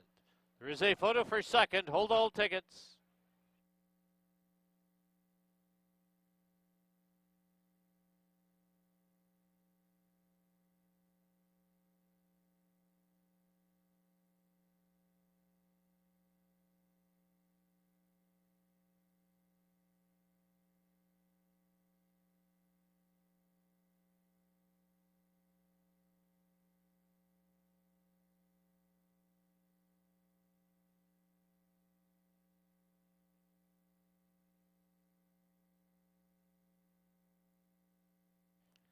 In the photo for second, number 2, Indigo Gold second, number 3, Amanda third, number 1, Alobra was fourth. 4-2-3-1 on the board.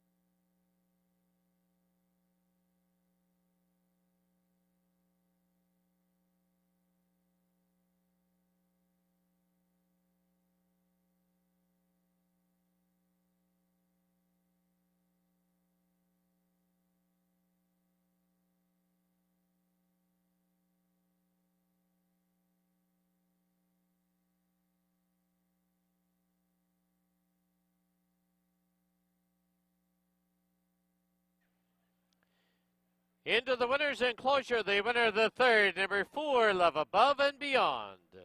She's owned by Marty Miller, trained by Edgar Mendoza, assisted by Christina Mann. Winning rider for his third winning ride today, Amadeo Perez. Love Above and Beyond, a 3-year-old filly by Counterforce out of Interrogar. Bred in BC by Ralph Jeziak.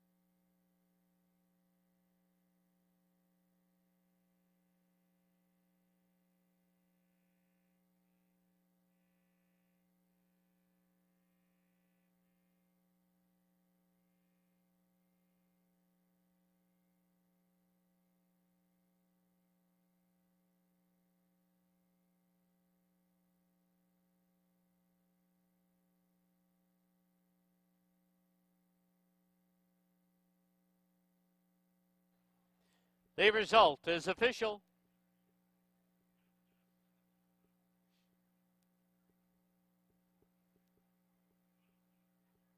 $2 exacta was worth $31.40.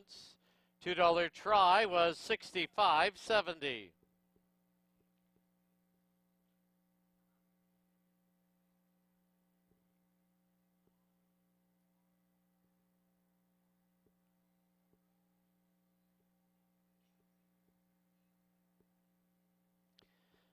Final running time for the 6.5 furlongs over the sloppy going 1:17 and 16/100ths. Race 4 is up next. It is the $10,000 guaranteed. Pick 4. The rider now on number 3, Queen of Love, is Ridge Balgobin. Ridge Balgobin rides the 3, Queen of Love.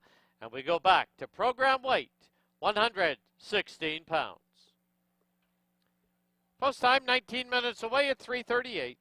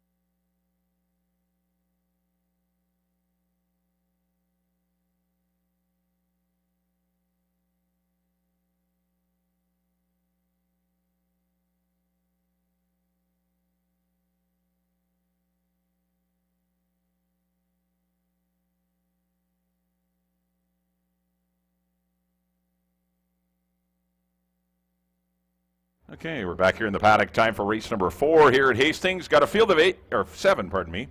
Fillies and mares here, 6250 claimers. They're going to go 6.5 furlongs. We have exacta triactor for superfecta event of the day. And for you pick 4 players, of course, the pick 4 encompasses races 4 through 7. You got to pick them all. That starts right now, too. Well, congratulations to Marty Miller.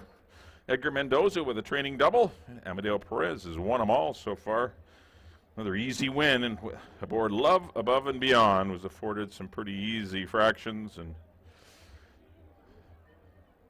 got the job done in 117 flat. Here is the one. This is Bellaroo. Got the right rider. Amadeo Perez aboard. Should she be 8-5? Absolutely not, but she's going to be a heavily bet because of the Amadeo factor. Got a lot of live chances today, does Amadeo. He's still got Legacy Square for Edgar and Todd Mountain and James Redicott. A 3-5 shot. So he's got a shot today to win a lot of races. But Bellaroo should get a good trip just in behind the leaders. She has speed, and the way things are going, maybe no one will go to the front and she'll get the lead. Set off a pretty quick pace. That track was really fast, though, that day. Sat off of Ericara and ran her down in the lane. That was her $4,000. This is a tougher assignment here for 6250. Is she a good chance? Definitely. Should she be the favorite? Yeah, maybe not this kind of favorite anyway. 2 will be Zeta Marie. I like her today.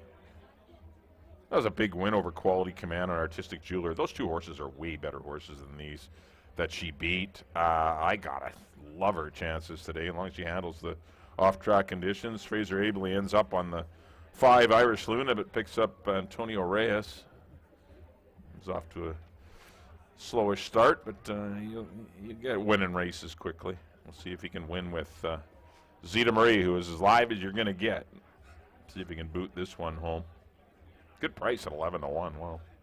3 will be Queen of Love. Can't give you too much intel on this one. Owned by the Mainline Stables, trained by Nicole Rycroft, who's off to a great start with her horse Big Union winning 2 of 3. Or she's had 2 of 3 start winners.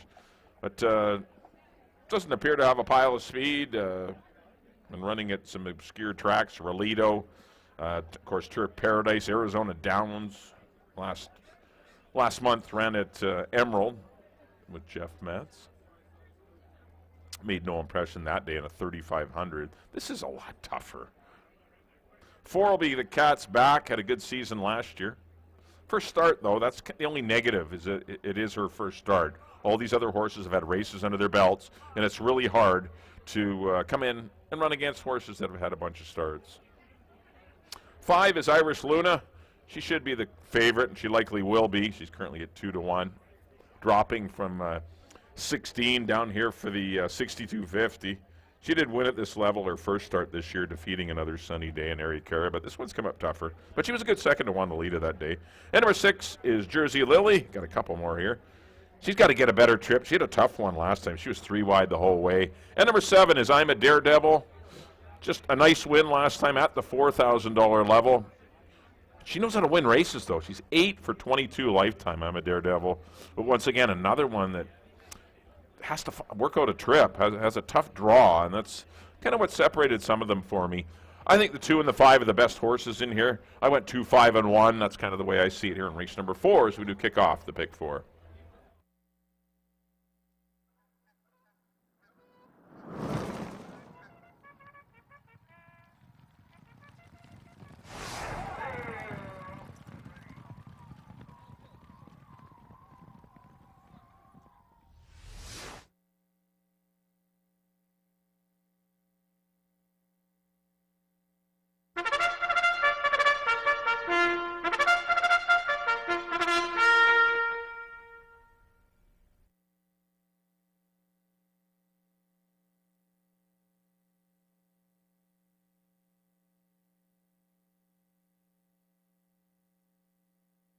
Hey, horses on the track at Hastings, race number 4. This race kicks off the guaranteed $10,000 pick 4. Field of 7, they're going to go 6 1/2 furlongs.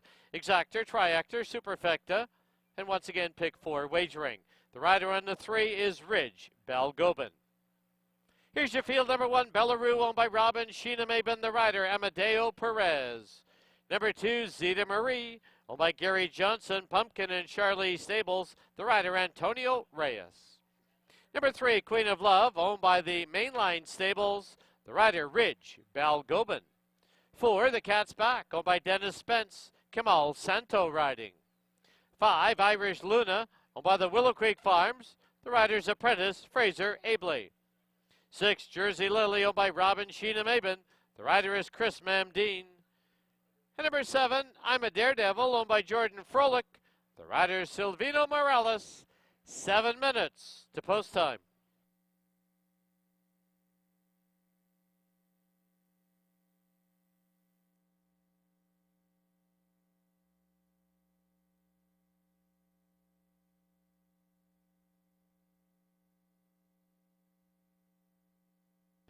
All right, time for the pick 4 here at Hastings, sponsored by TwinSpires.com. $10,000 guaranteed. I've spread pretty deep in the first race. 1, 2, 4, 5.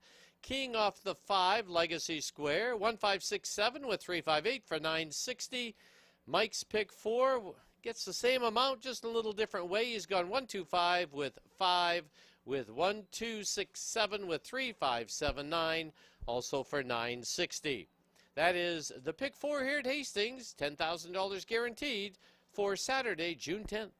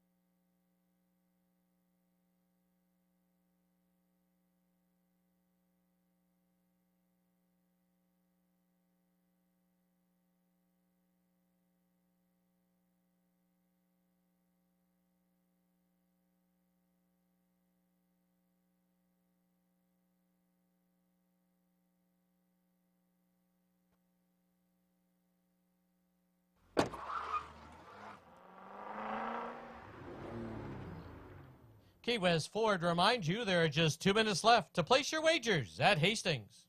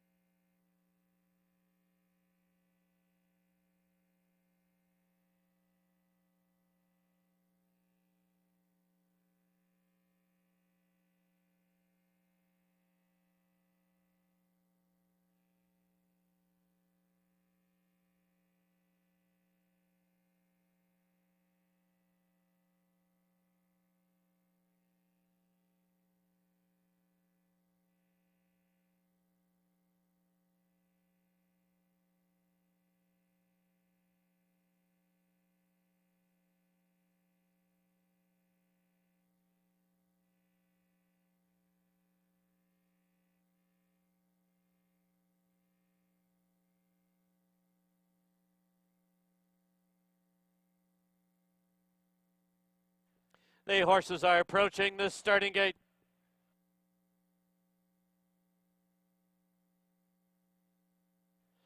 Please note, following this race, we will be going to the Belmont on the big screen. It's approximately 22 minutes to post time for the Belmont. Horses have reached the starting gate.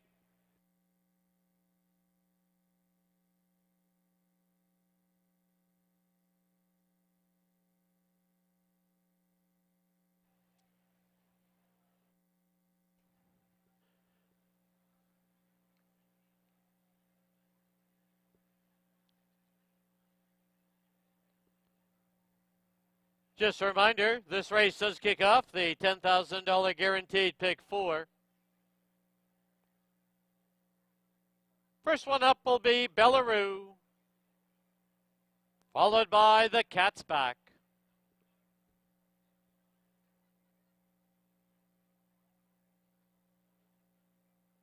Zeta Marie in the red and white.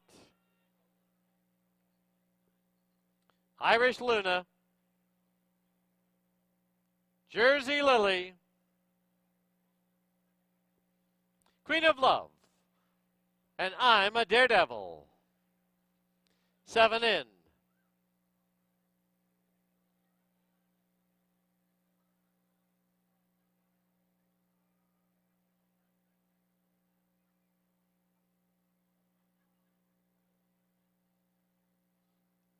Now 7 in. They're at the post. There they go. Irish Luna, Bellaroo. Now the Cat's Back has hustled hard for the early lead. As they pass by us now, the Cat's Back has grabbed the lead, leads it by a length. Up on the outside, Jersey Lily. Bellaroo gets away in third, Irish Luna fourth. Then I'm a Daredevil on the outside, Zeta Marie. Queen of Love is the early trailer. Into the clubhouse turn they go. The Cat's back. Shows the way now by a tight length. Up on the outside, Jersey Lily. At the rail is Bellaroo. Into the flow now, moving up on the outside is I'm a Daredevil. Then it's Irish Luna, Zeta Marie, and Queen of Love. They're midway on the backstretch, opening quarter, 22-3. As they race to the 5/16 mark, the Cat's back, trying to make her debut, a winning one, leads it by a neck. Pressing on the outside, Jersey Lily, second by a length and a half.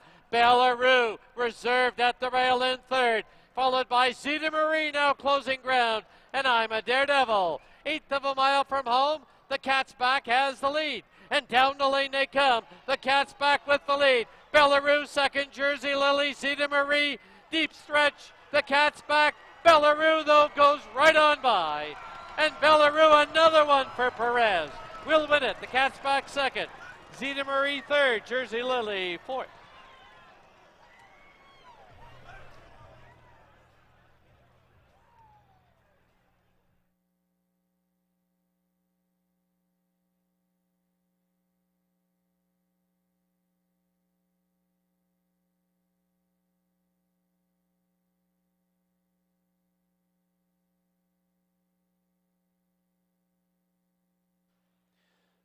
On the board, the unofficial winner, number 1, Bellaroo. Number 4, the Cat's back second. 2, Zeta Marie third. 6, Jersey Lily fourth. 1-4-2-6, unofficial.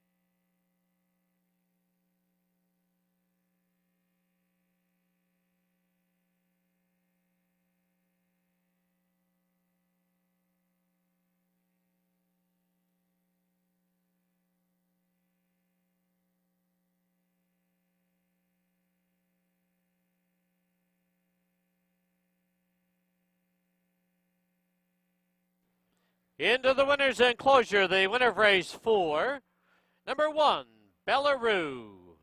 She's owned by Rob and Sheena Mabin, trained by Rob Mabin. That is 4 in a row for rider Amadeo Perez. Bellaroo is a 5-year-old mare by successful appeal out of Wild Image. Bred in Kentucky by John T.L. Jones III.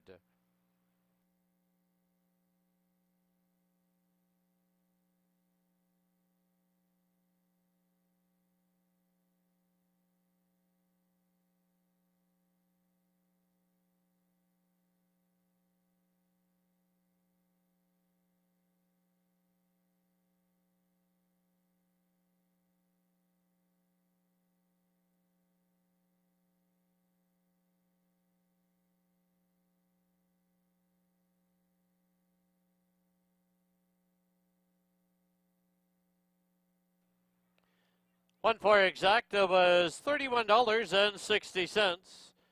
142, $2 try, 108.60. 20-cent super, 1426, $54.46.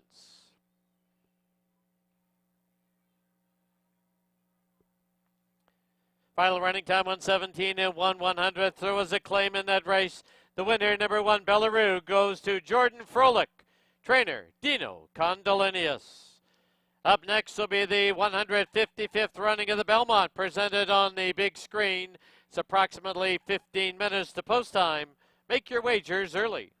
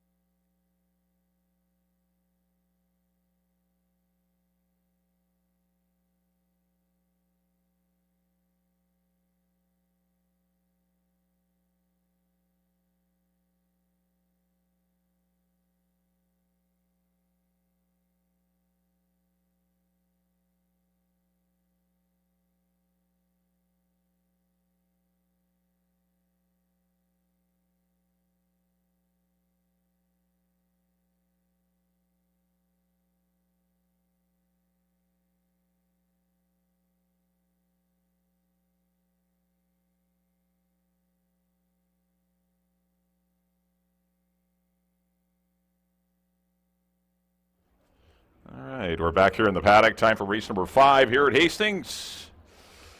First of 2 stakes races on our Saturday afternoon program. This is the Ross McLeod, a $50,000 stakes race for 3-year-olds going 6.5 furlongs. We have exactor, triactor, and superfecta wagering, as well as your late pick 3 here on races 5, 6, and 7. Field is 6 set to go postward.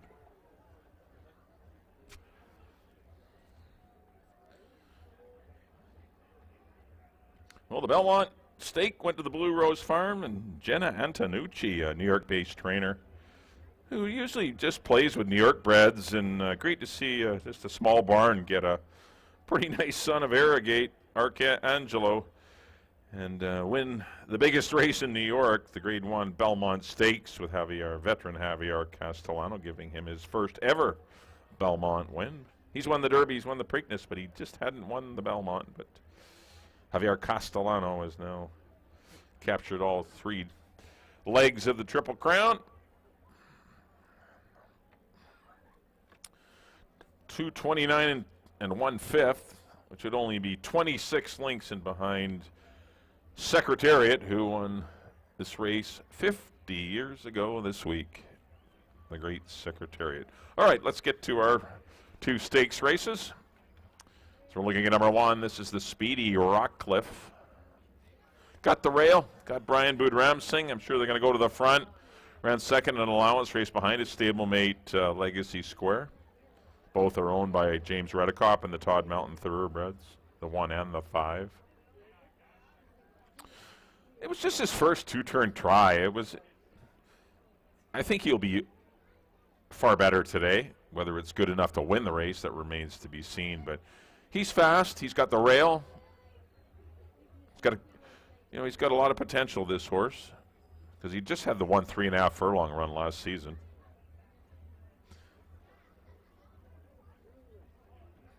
$14-1. He's not getting much respect, old Rockcliffe. We'll see how he does today.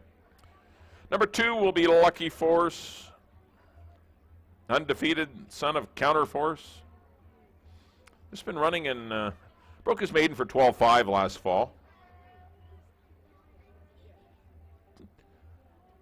No, didn't beat the greatest of groups that day.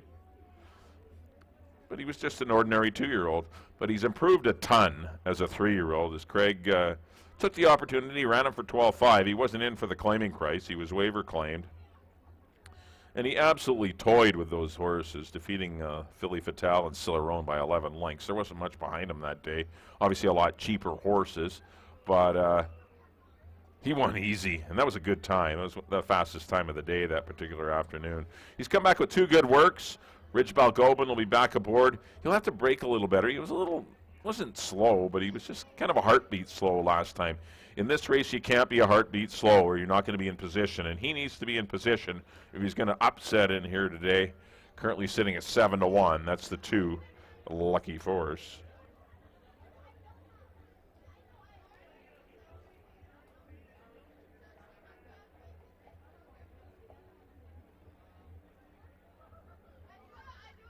Number 3 will be Time Ticker.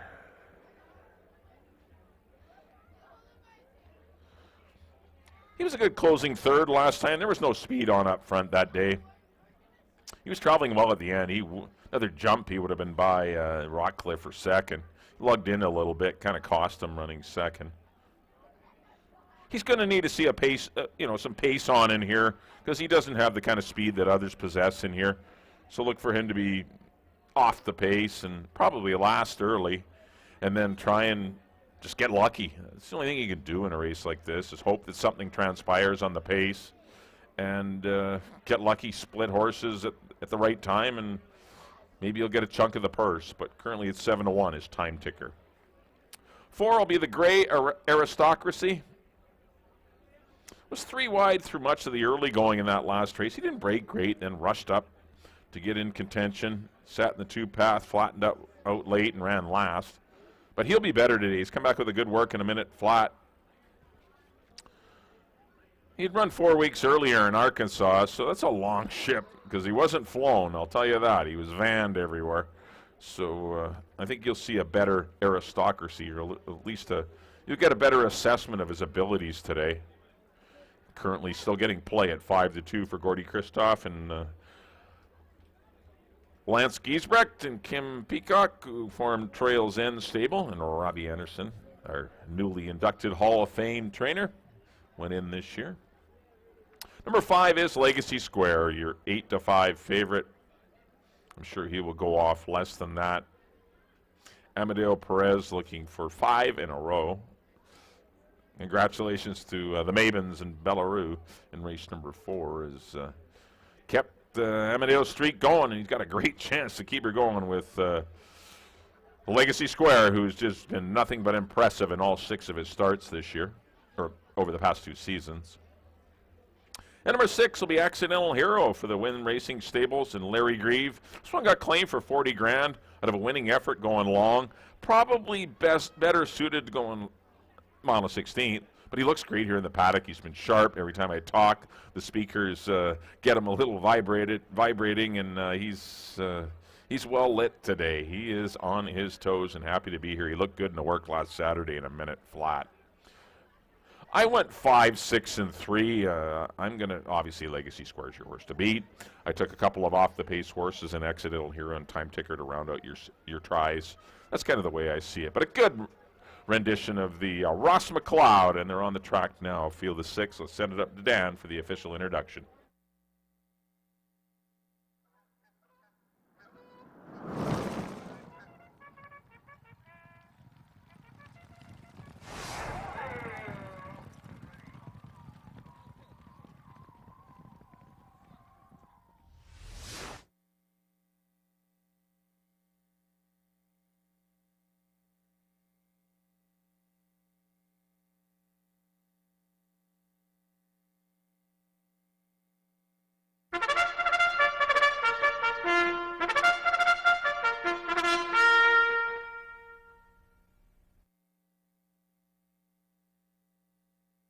The horses on the track at Hastings for race number 5. This is the $50,000 Ross McLeod. Field of 6 3-year-olds are going to go 6 1/2 furlongs. Exactor, Triactor, Superfecta, and Pick 3. Wagering. Post time in 8 minutes.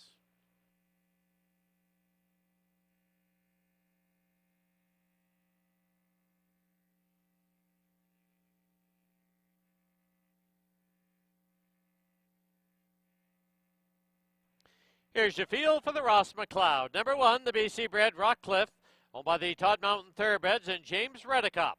Edgar Mendoza trains with Brian Boudram Singh riding. Number 2 is the BC bred Lucky Force, owned by Ed Claggett, trained by Craig McPherson. Ridge Balgobin in the saddle.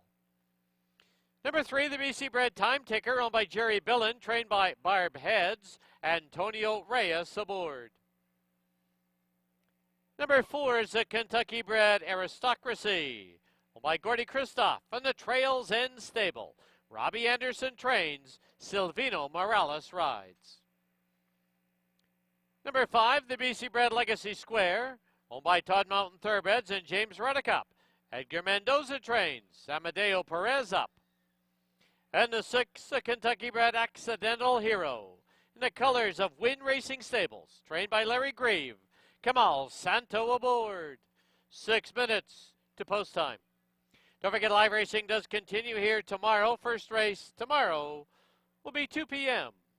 For our on-track guests, don't forget, if you can't make it to the races, sign up for an HPI bet account. Stop by the red tent located on the tarmac, adjacent the winner's enclosure.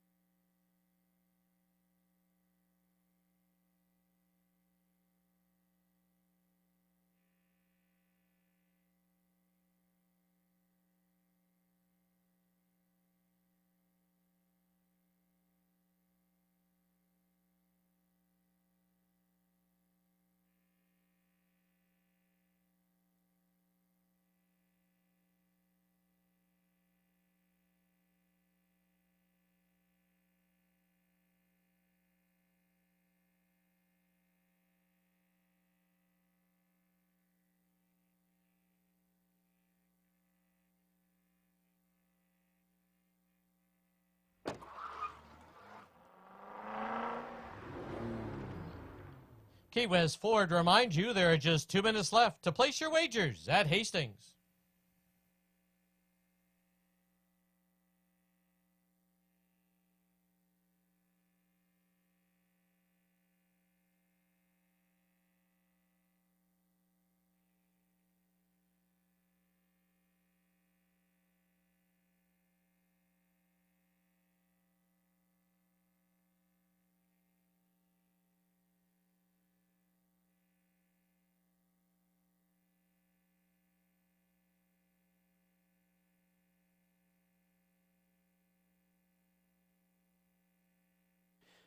Under 2 minutes to post time at Hastings.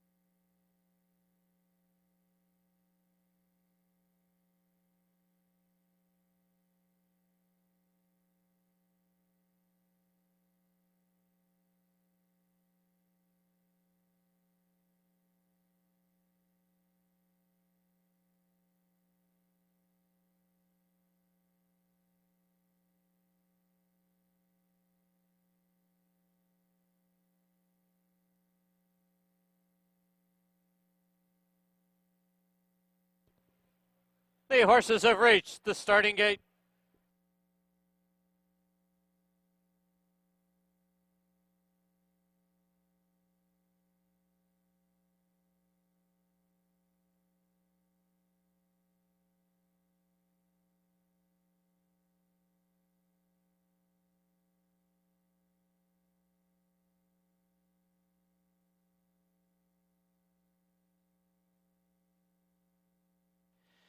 Loading in now for the fifth at Hastings, the $50,000 Ross McLeod, Rock Cliff to the inside gate. Lucky Force goes in. Last of 6 is Time Ticker. They're at the post.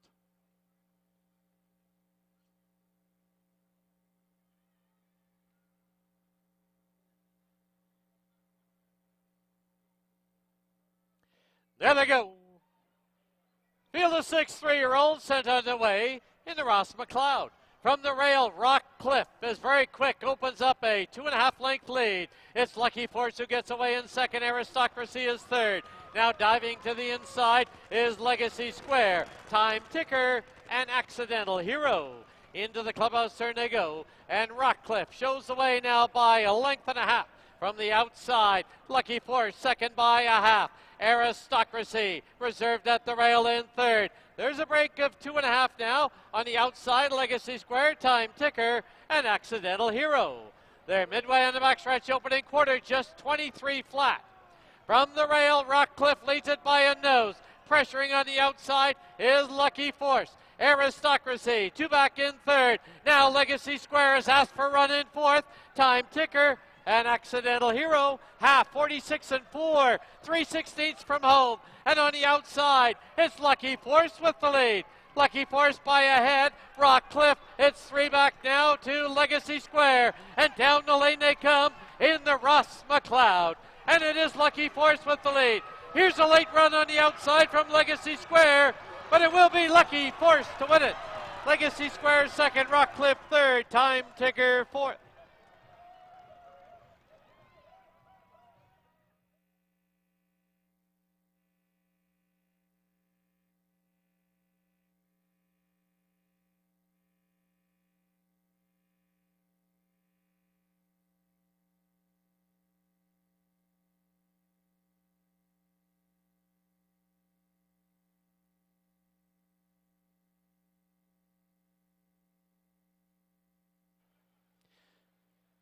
On the board, the unofficial winner of the fifth, number 2, Lucky Force. Number 5, Legacy Square, second. Number 1, Rock Cliff, third. Number 3, Time Ticker, fourth. 2-5-1-3, unofficial.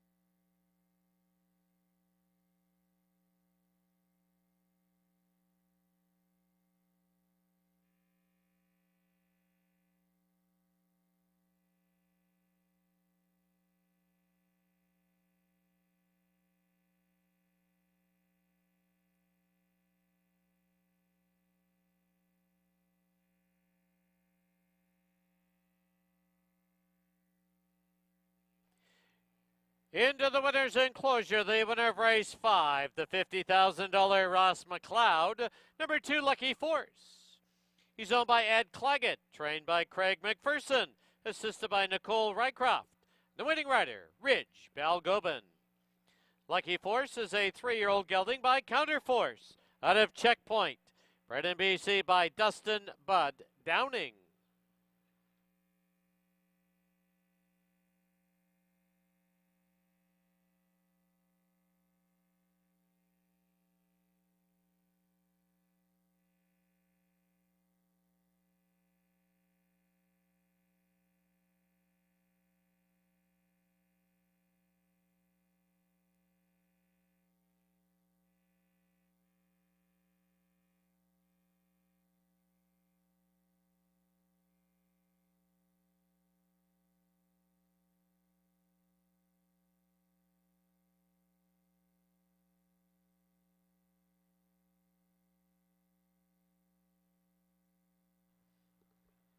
The result is official.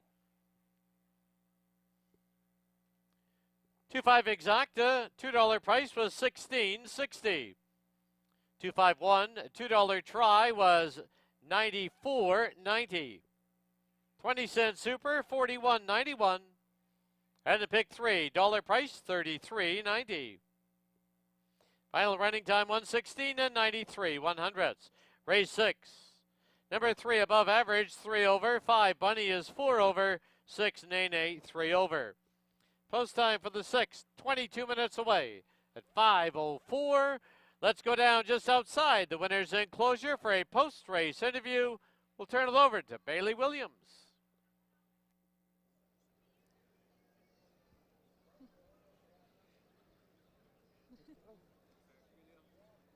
Thank you, Dan. I'm joined by winning rider Ridge Belgobin and Craig McPherson. I'm going to start with you, Ridge, so you can head back to the jocks room. You got your first stakes win last week. Made no time to get back here.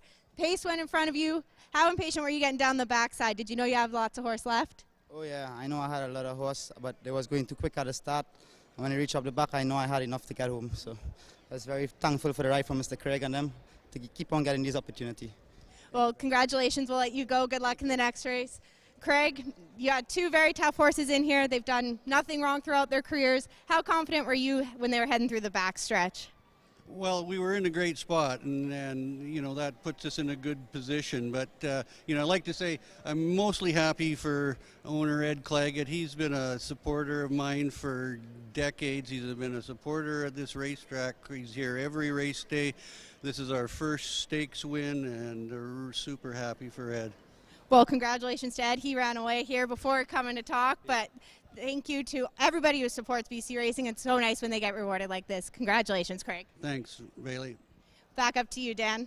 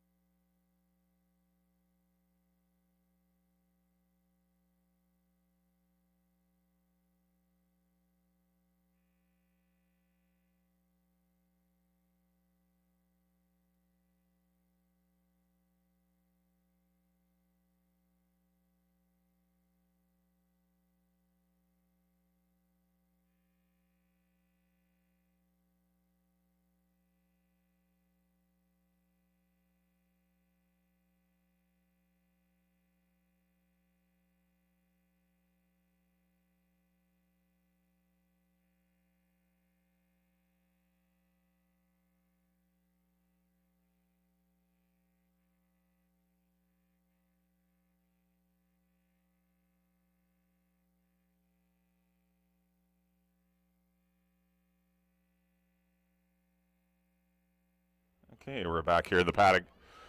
Time for race number 6 here at Hastings.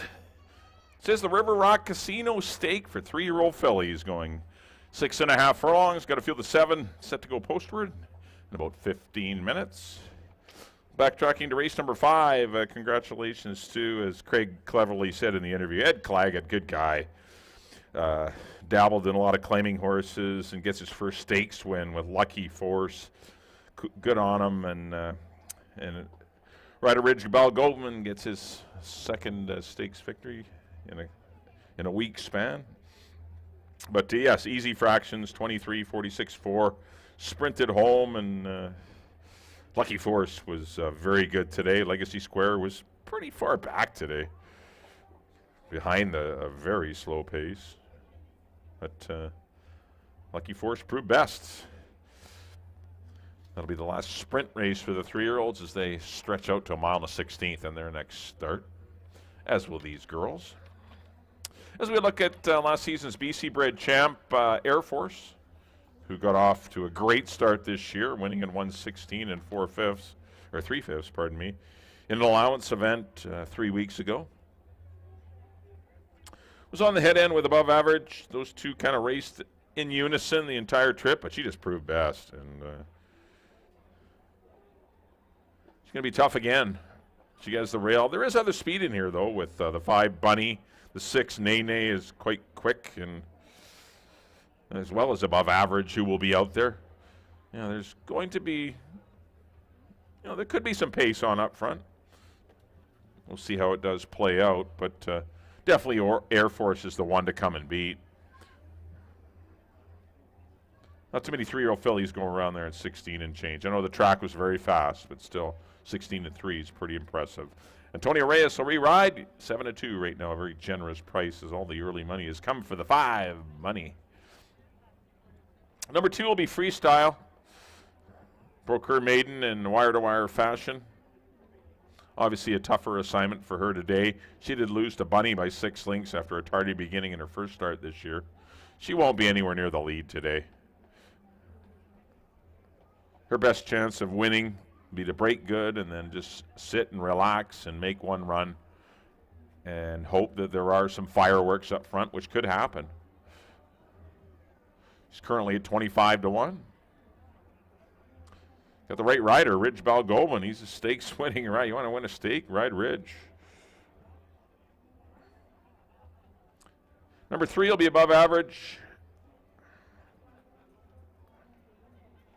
Going to take the blinkers off her today. Proved to be a winning move for the connections with Anami in the first race as they took the blinkers off her in a cheaper race, but albeit. But above average. Obviously has more to give. I know she's better than that last race. She did lose by 2.5 lengths to Air Force without any excuses. But she's rebounded with a working 48, obviously without the blinkers, and we'll see if above average can improve, because she certainly needs to. She's going to win today. Does lose Amadeo Perez to the 3 Nene, or to the 6, pardon me, Nene. But he picks up Karen Kellowan, who's very good. Sure, he'll have this horse close to the pace. She leaves there good. She's a good breaker above average. 4 will be Forced to Reckon with. Broker maiden for 10, or for 8 actually, in for the 10 being a BC bred. That was a pretty soft field. We watched Pursue Scratch earlier today, run around loose on the track, and Texas Legacy, who came back and lost, and a maiden 4, or maiden 8 maybe. But she looked good winning that day, but once again, those were not tough fillies, and we'll see if she's up to the task. Brian Budram Singh will ride a Force to Reckon with. 5 will be Bunny, getting all the hype early. 3-2 on the board. Broke her maiden easily. That 1:11 and 3. She had lots left in the tank. She really looked the part that day, beating Licorice, who her stablemate did come back to get beat behind Freestyle, who is in this race. But she's got a lot of talent, a lot of pedigree. There's some quirks about her, but she's doing everything right so far. Daughter of Motown, out of former champion Snuggles. for the Swift Thoroughbreds. Number 6 will be Nene. Here's a champion of last year, the 2-year-old filly champ. She won the Fantasy Stakes after breaking her maiden. She was a perfect 2 for 2, the daughter of Cross Traffic. Making her first start of the year. That's the only negative. She is making her first start of the season while all other horses have raced. And that's always tough. But she's got talent, and I expect Amadeo being aboard. And number 7 was Key to Success, who is Bailey and Dan's pick in here. Hoping for a hot pace. She was a good closing second in it. Starter $50,000 allowance race at Keeneland. But those are pretty nice horses. Oh, we've lost Bunny.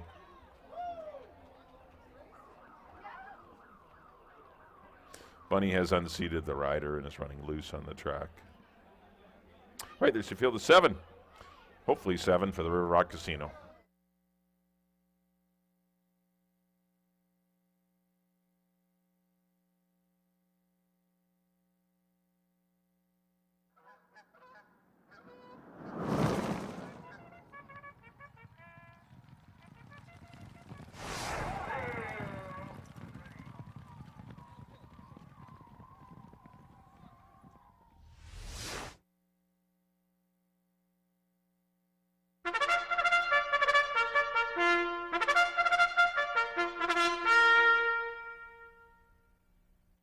Hey, horses on the track at Hastings for our co-feature, race number 6, the $50,000 River Rock Casino, field of 7 to go 6 1/2 furlongs. First half of the late double exactor, try, and superfecta wagering. Post time in 8 minutes.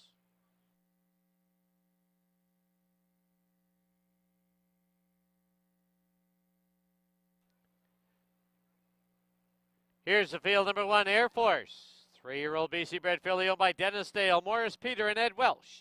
Keith Peterson trains, Antonio Reyes riding. 2 is Freestyle in the colors of the Bennetts, trained by Barb Heads with Ridge Balgobin. Number 3,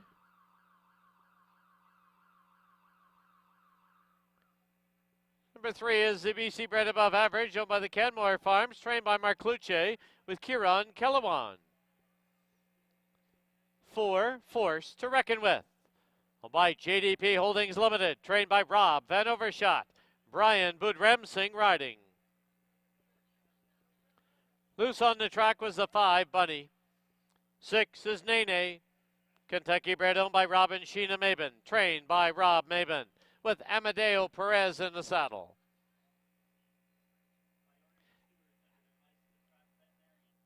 And number 7, the Kentucky bred Key to Success, owned by Wynn Racing Stables, trained by Larry Grieve, the rider Kamal Santo. 7 minutes to post time. Your attention please for a late scratch down in this 6th race. By order of the stewards on advice of the track veterinarian, scratch number 5, Bunny. Number 5, Bunny, has been scratched from this 6th race. All Win Play Show, Exactor, Triactor, and Superfecta tickets will be refunded, as well as your late daily double tickets. Any multi-leg tickets, pick 3, pick 4, pick 5, you will receive the board favorite. Late scratch, number 5, Bunny.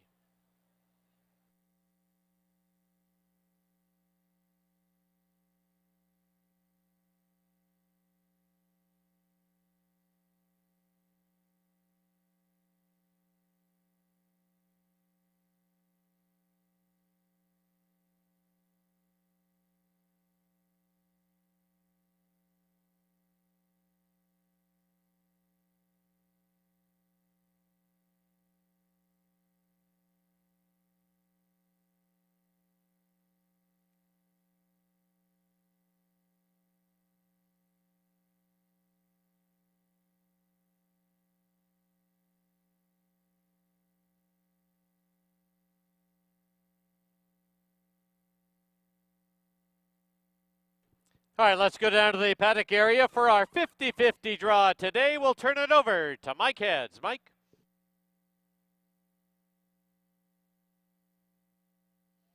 All right, thanks, Dan. Yes, we got the 50-50 draw, so get the 50-50 tickets out. We do have $762. That's the split. So we had a great, thank you very much to everyone. $762. I got Marcus here from the downtown East Side House, neighborhood East Side House to make the draw. Here we go. Pink ticket. I guess they're all pink. 234 74220. That's 234 74220. You got to report to the winner's circle. There's a blue tent right in front of the winner's circle. Please report there to claim your prize. Thanks everyone who participated in the 50-50 draw.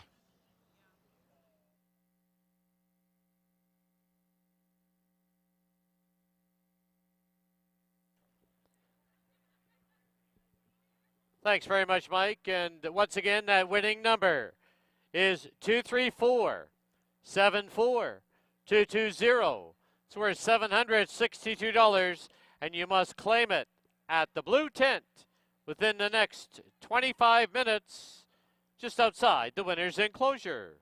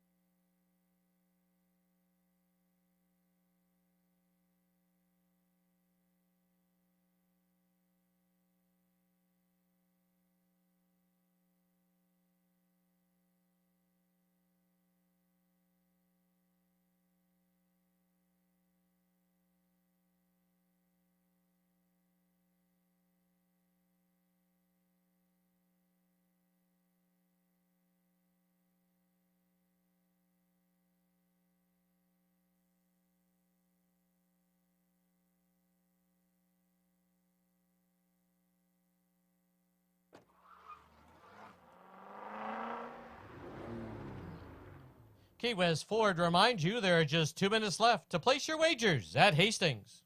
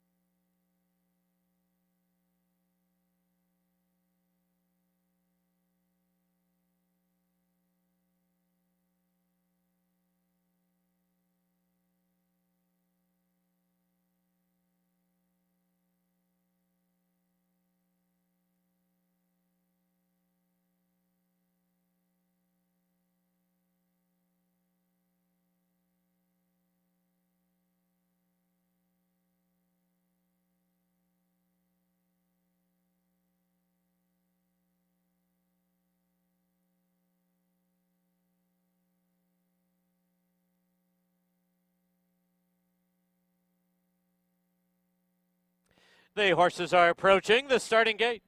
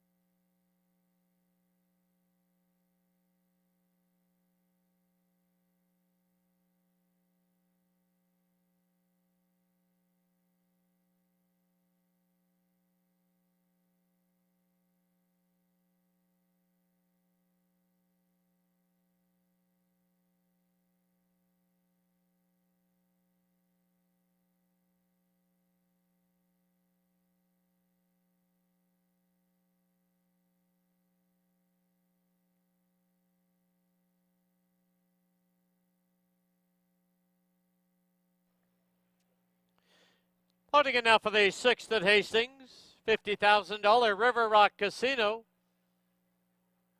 Air Force to the inside gate. Freestyle comes forward. Force to reckon with.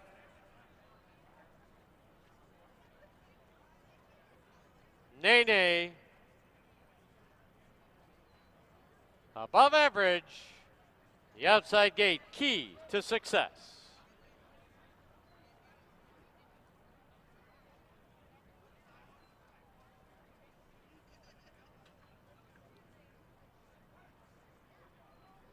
Key to Success goes in. They're at the post.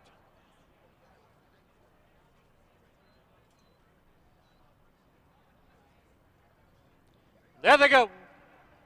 Field is 6, 3-year-old filly sent on the way in the River Rock Casino. Matt Scramble up front. From the far outside is Key to Success, Nene. And at the rail now, here's Air Force driving through. Above average sits now.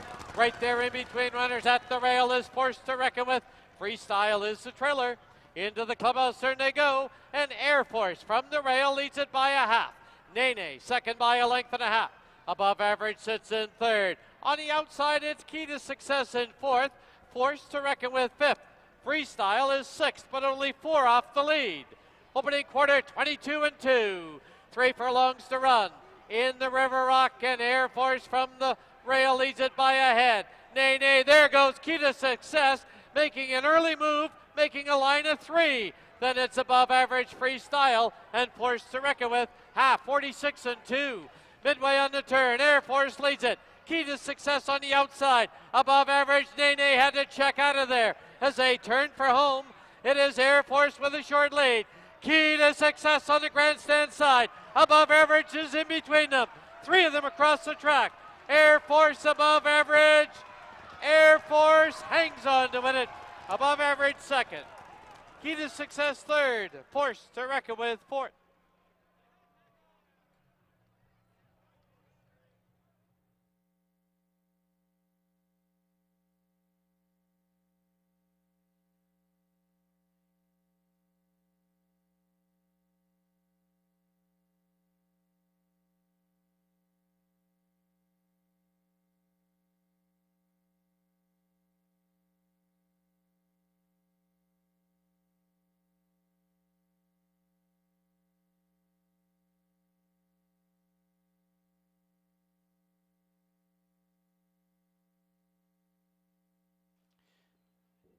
The photo sign has been posted. Please hold all tickets.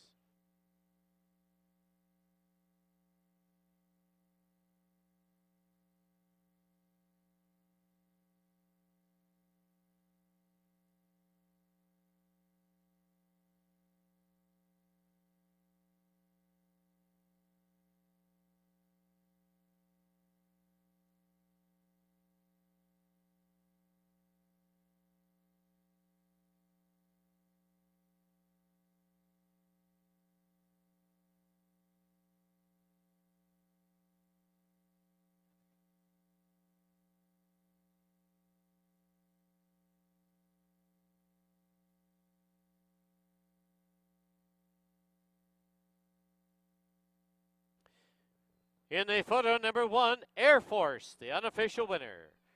Number 3, Above Average, second. Number 7, Key to Success, third. And number 4, Force to Reckon With, was fourth.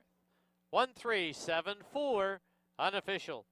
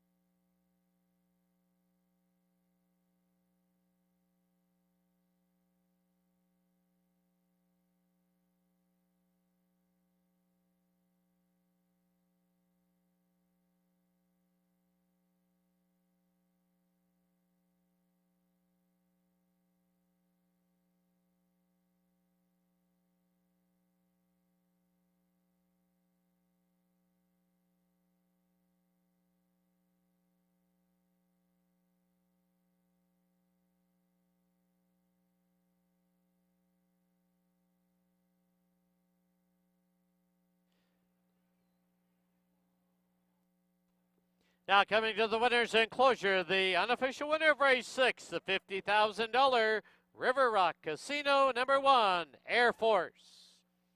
She's owned by Dennis Dale, Morris Peter, and Ed Welsh. Keith Peterson conditions, the winning rider, Antonio Reyes. Air Force, a 3-year-old filly by Counterforce. Out of Everything's a Blur, bred in BC by Paul Caravetta.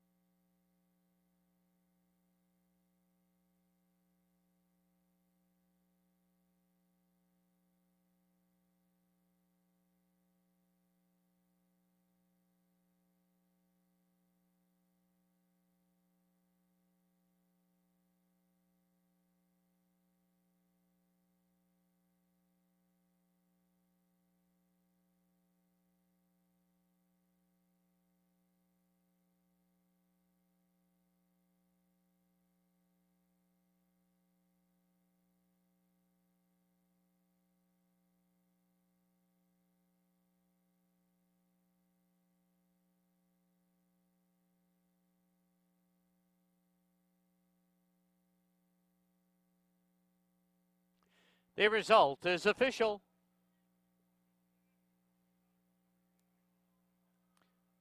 $1-3 exacta was $20.10.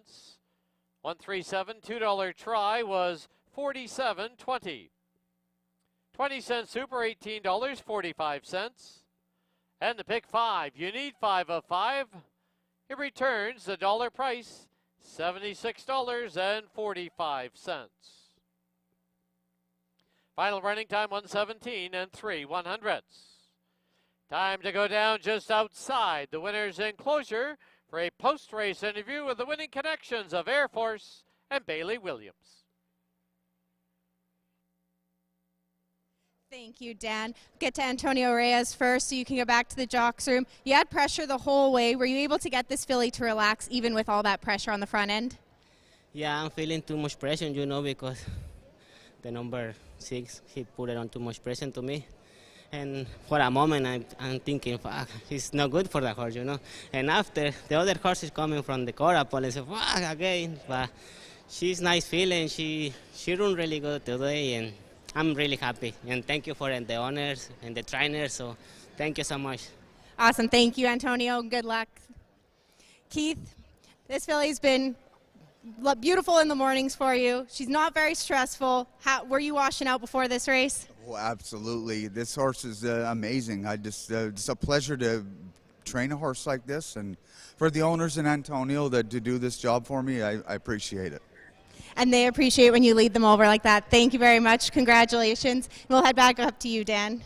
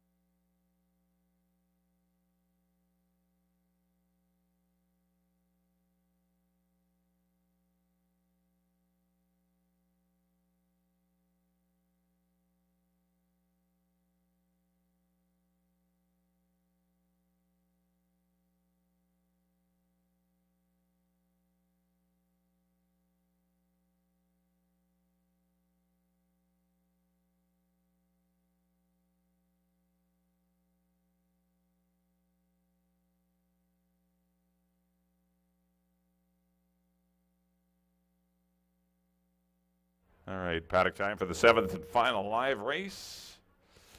Well, congratulations to Dennis Dale, Ed Welsh, Morris Peter, Antonio Reyes, and Keith Peterson as Air Force wins the River Rock Casino. Nice game run to defeat above average.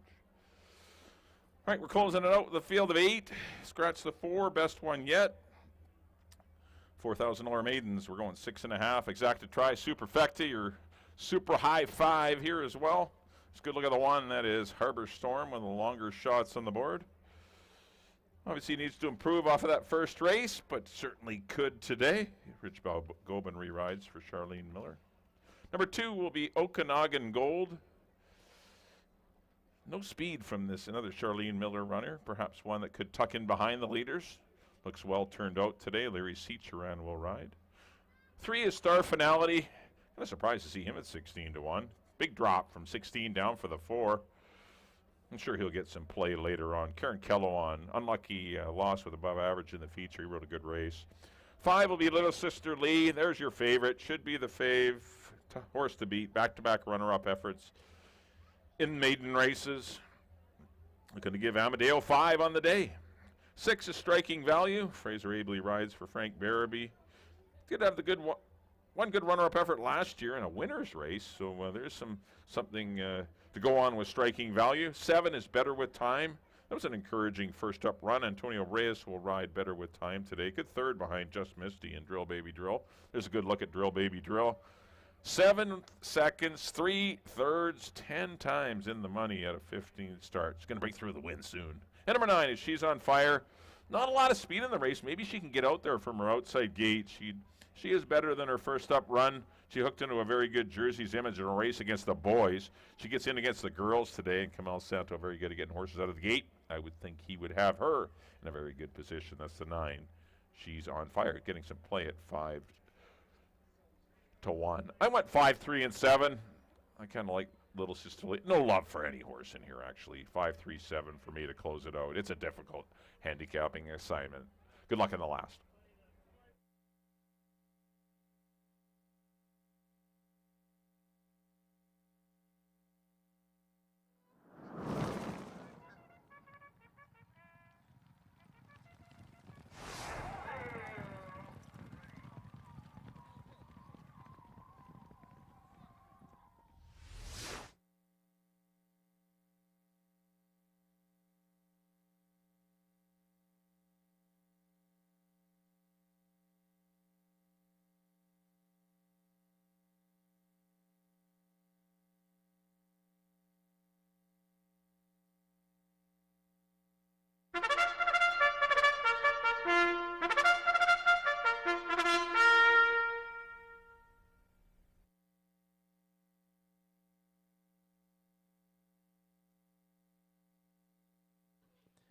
The horses on the track at Hastings, race 7. As we close out the card, scratch the 4. Here's your field. Number 1, Harbor Storm, owned by Warren Wilson, Neil Stachkowski, June Sutherland, G. Ross Switzer, and Barry Hickman. Ridge Balgobin riding. Number 2, Okanagan Gold, owned by the Double K Thoroughbred stable, Leary Seacharan in the saddle. 3, Star Finality, owned by Joe Russo and Gloria Russo, Kieran Kellowan aboard. 5, Little Sister Lee, owned by Roy and Dixie Jacobson. Amadeo Perez up. 6, Striking Value, owned by Maureen Byrne. The Rider's Apprentice, Fraser Abley. 7, Better With Time, owned by Riley Noble. Antonio Reyes in the saddle. 8, Drill Baby Drill, owned by Don Daynard and Mel Snow, Brian Boudram Singh. And number 9, She's on Fire, owned by the Ironside Stables Limited. The rider is Kamal Santo. 7 minutes to post time. Just a reminder, live racing continues here tomorrow. 7 races. First race is 2 p.m.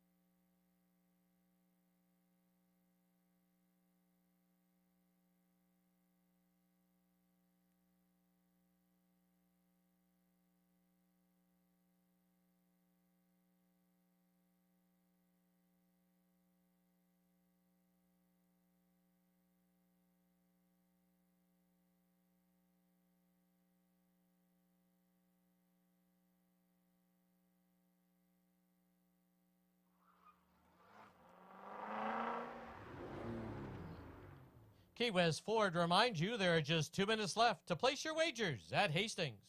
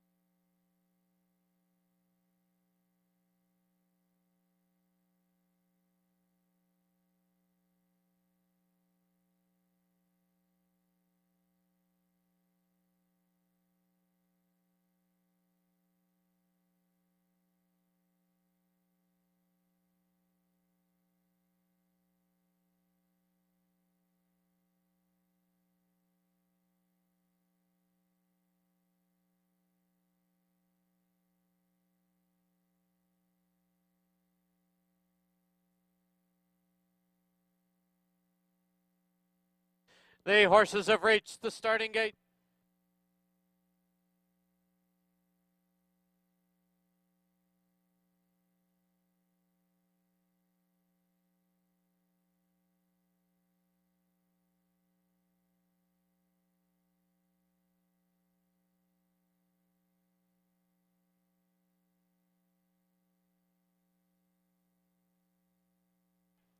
Loading in now for the nightcap as we wrap up our Saturday card. Harbor Storm to the inside, Okanagan Gold, the next one up.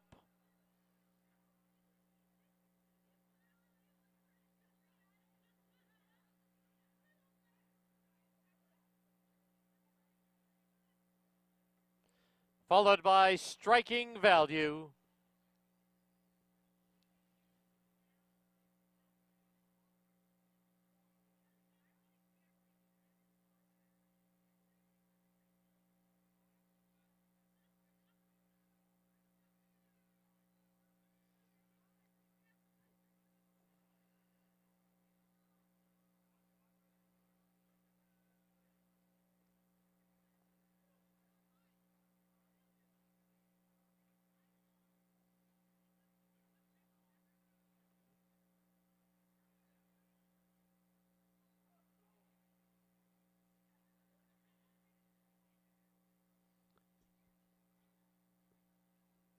Striking Value. Delaying the start. Being a little reluctant to load.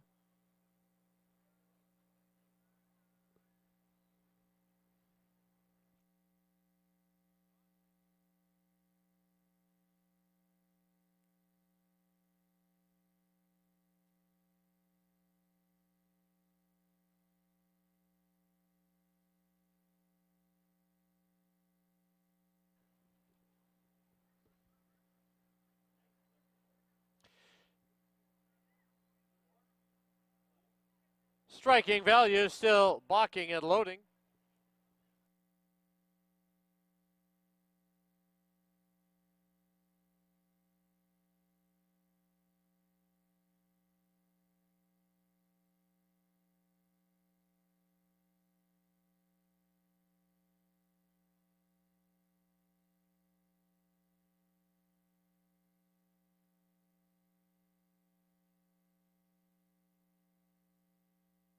They've opened the fronts for striking value.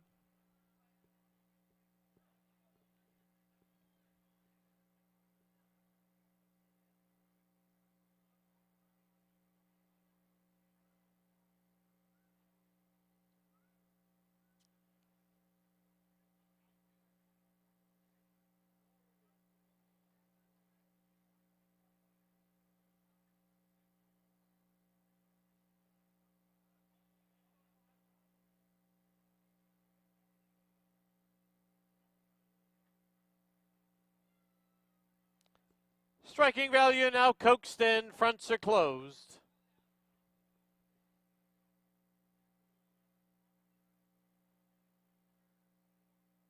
Next one up will be Star Finality. Gate 7, Better with Time. Drill, Baby Drill. She's on Fire to the outside, and Little Sister Lee.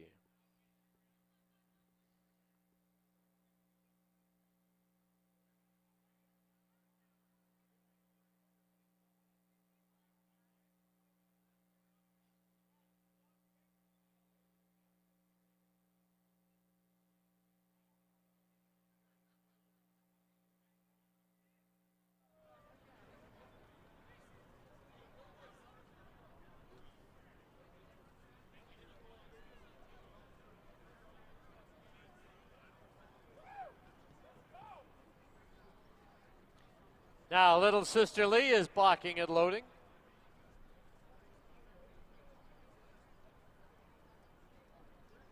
Goes in, 8 in, they're at the post. There they go. Little Sister Lee hustled off for the early lead. Up on the outside now is Better with Time. Far outside, She's on Fire is going right on by. Under the line for the first time, She's on Fire on the outside. Little Sister Lee at the rail. 2 lengths for the back, Better with Time. Star Finality has got the rail in 4th as they go into the clubhouse turn. 5th now is Drill, Baby Drill. 2.5 for the back now is Striking Value. Then we have Harbor Storm and Okanagan Gold. Opening quarter, 22 and 4 as they head down the backstretch. On the inside, Little Sister Lee by a half. She's on Fire, second by 2.5. It is now racing along in third, Star Finality. Better with Time, Drill, Baby Drill, and Striking Value. Half, 46 and 4. Quarter mile from home, Little Sister Lee. She's on Fire. Biding her time is Star Finality. She'll need a way through. Drill, Baby Drill, looping up on the outside as they turn for home. Little Sister Lee with a short lead, and down the lane they come. Little Sister Lee has a short lead. Trying to drive up the rail now is Star Finality. She's on Fire. Drill, Baby Drill. Bold move for Star Finality to win the nightcap. Tight photo for second. Drill, Baby Drill, and She's on Fire, followed by Little Sister Lee and Striking Value.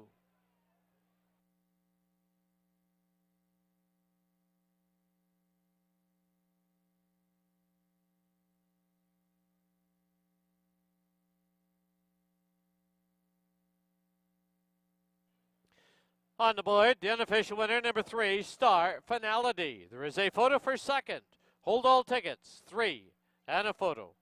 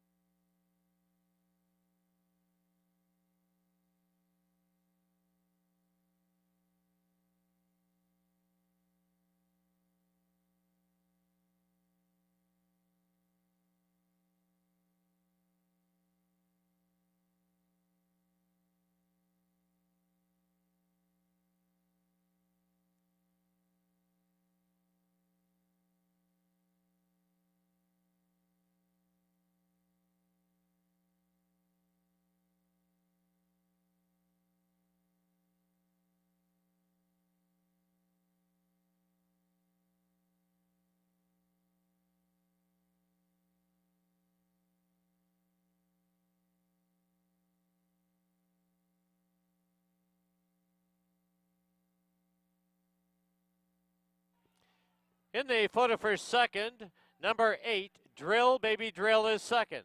Number 9, She's on Fire, third. Number 5, Little Sister Lee, fourth. Number 6, Striking Value, completes the Super High 5 in fifth. It's 3, 8, 9, 5, and 6.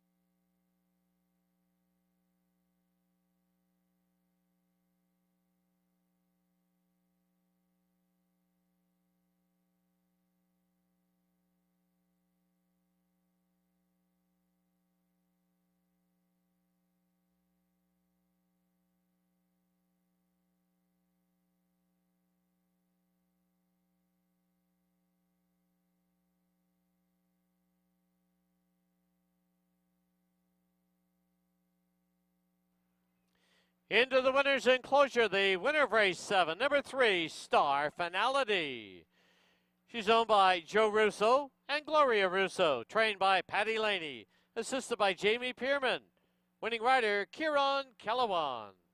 Star Finality is a 3-year-old filly by Finality out of Starship Sapphire, bred in BC by Pooley Thoroughbreds.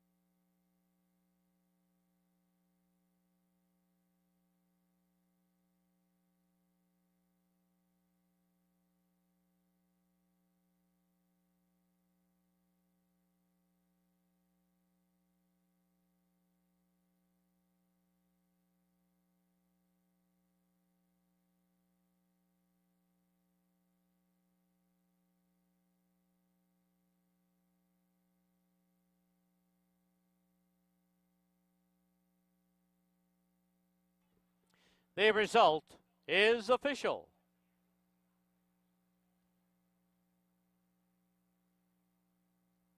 And please note our 50-50 draw this afternoon has been claimed. The 50-50 draw has been claimed.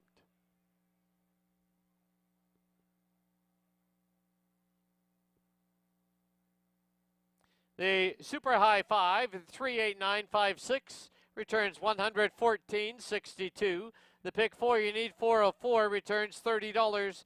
$2 exactor was $39.40. $2 try was $149.40.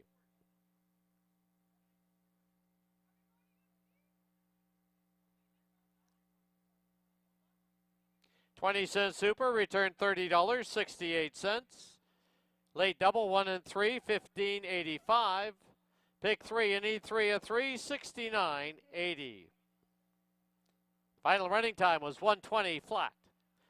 That'll wrap up our Saturday program here at Hastings. Just a reminder, live racing continues here tomorrow.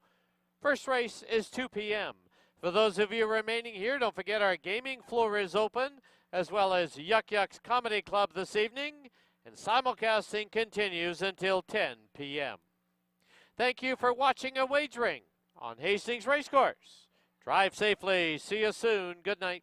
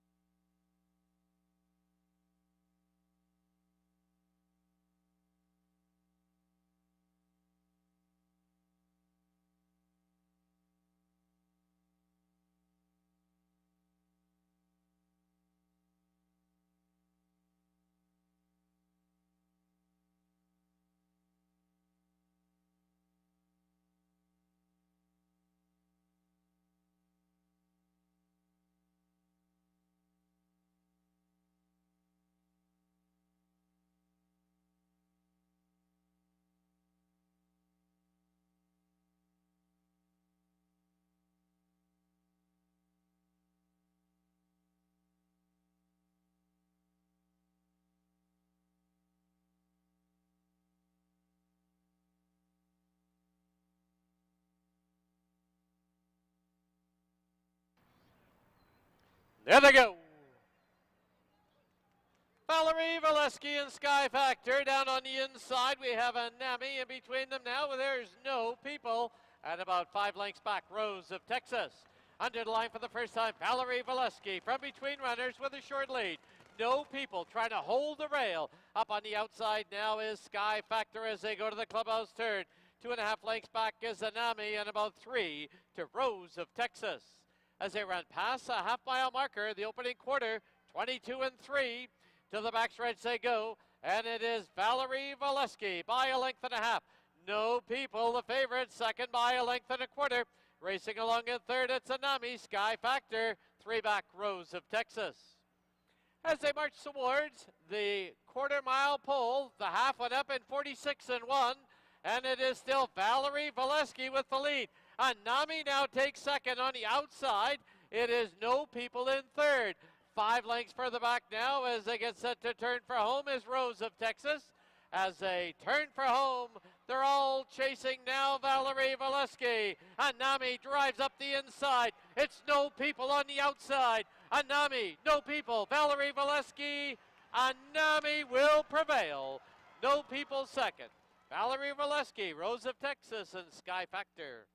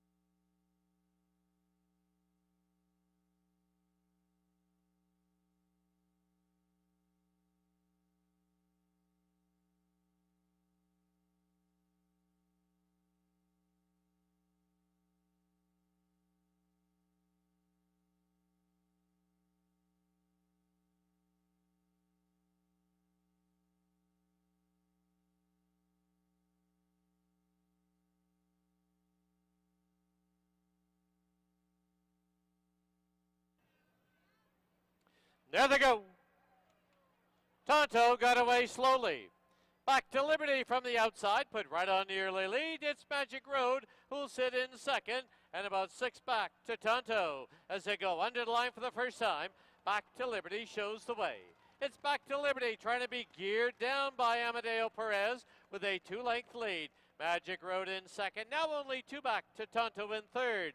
Into the clubhouse turn they go, and Back to Liberty shows the way by a length and a half. Here's Tonto ranging up on the outside, and Magic Road at the rail. As they turn for the backstretch, the opening quarter, a dawdling 25 flat. As they head down the backstretch, it is Back to Liberty with the lead by a little over a length. Tonto's on the outside, and Magic Road at the rail. As they run past the 5/16 marker, half, 49 flat. Quarter mile from home with Back to Liberty out there with a length and a quarter lead. Magic Road second by 3 and Tonto in third as they get set to turn for home. It is Back to Liberty with the lead. Magic Road trying to inch up on the outside, and down the lane they come. Back to Liberty leads it now by 2.5. It's Back to Liberty by 3. Magic Road second. Back to Liberty will score. Magic Road second. Tonto checks in third.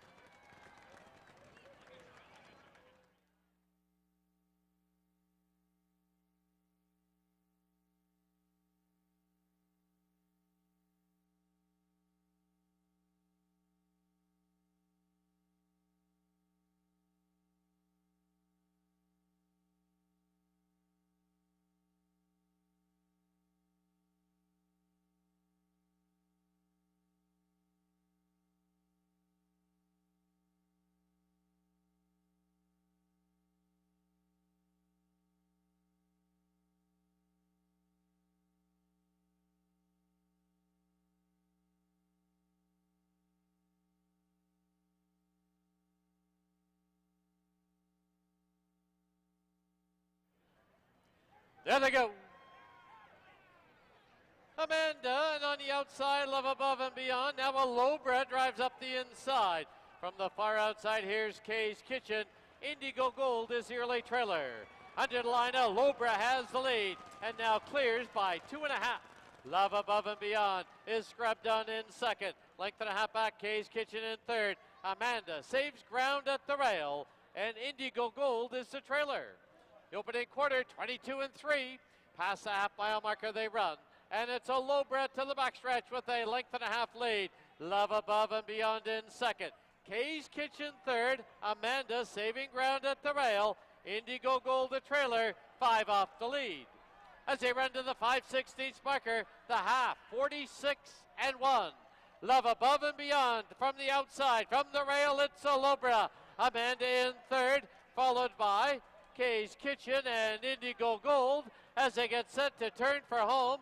A Love Above and Beyond with the lead. And down the lane they come. Love Above and Beyond leads it by a length and a half. Olobra second. On the outside is Amanda, and Indigo Gold splits runners. It's Love Above and Beyond in front. Love Above and Beyond to win it. Indigo Gold second. Amanda third. Olobra and Kay's Kitchen.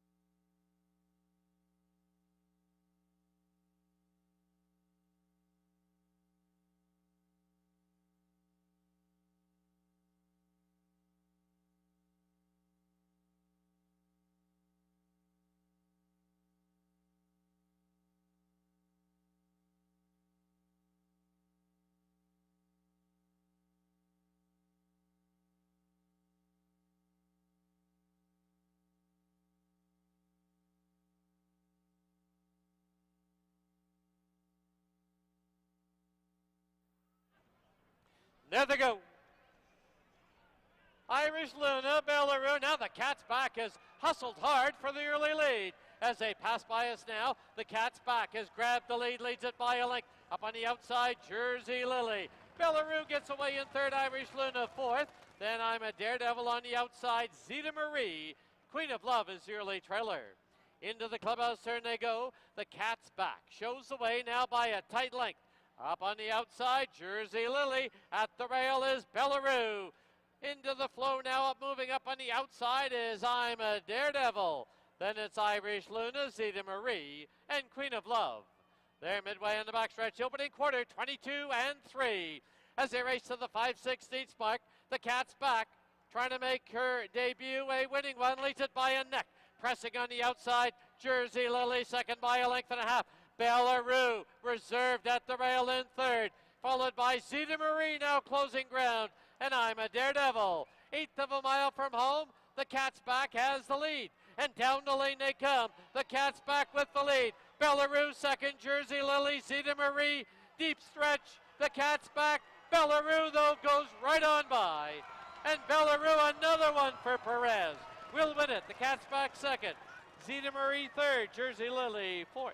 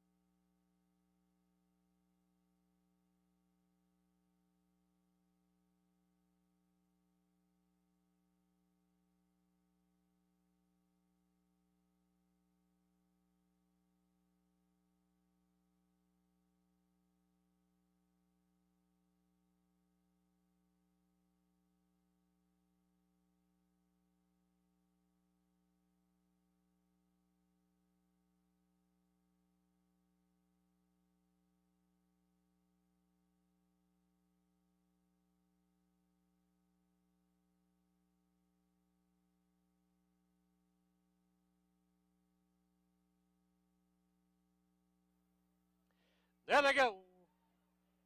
Field of 6 3-year-olds sent on the way in the Ross McLeod. From the rail, Rock Cliff is very quick, opens up a 2.5 length lead. It's Lucky Force who gets away in second. Aristocracy is third. Now diving to the inside is Legacy Square, Time Ticker, and Accidental Hero. Into the clubhouse turn they go. And Rockcliffe shows the way now by a length and a half from the outside. Lucky Force second by a half. Aristocracy reserved at the rail in third. There's a break of 2.5 now on the outside. Legacy Square, Time Ticker, and Accidental Hero. They're midway on the backstretch opening quarter, just 23 flat. From the rail, Rockcliffe leads it by a nose. Pressuring on the outside is Lucky Force. Aristocracy, 2 back in third. Now Legacy Square has asked for run in fourth. Time Ticker and Accidental Hero, half 46 and 4, 3/16 from home. And on the outside, it's Lucky Force with the lead. Lucky Force by a head. Rockcliffe, it's 3 back now to Legacy Square. And down the lane they come in the Ross McLeod. And it is Lucky Force with the lead. Here's a late run on the outside from Legacy Square, but it will be Lucky Force to win it. Legacy Square second, Rockcliffe third, Time Ticker fourth.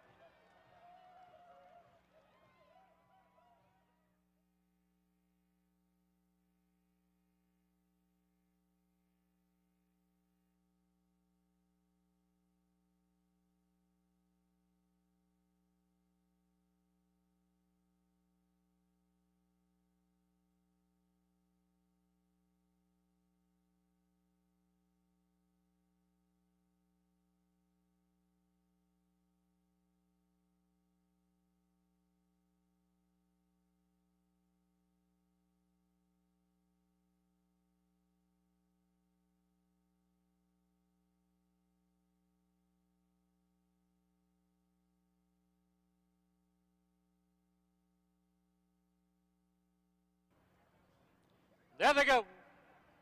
Field of 6, 3-year-old filly sent on the way in the River Rock Casino.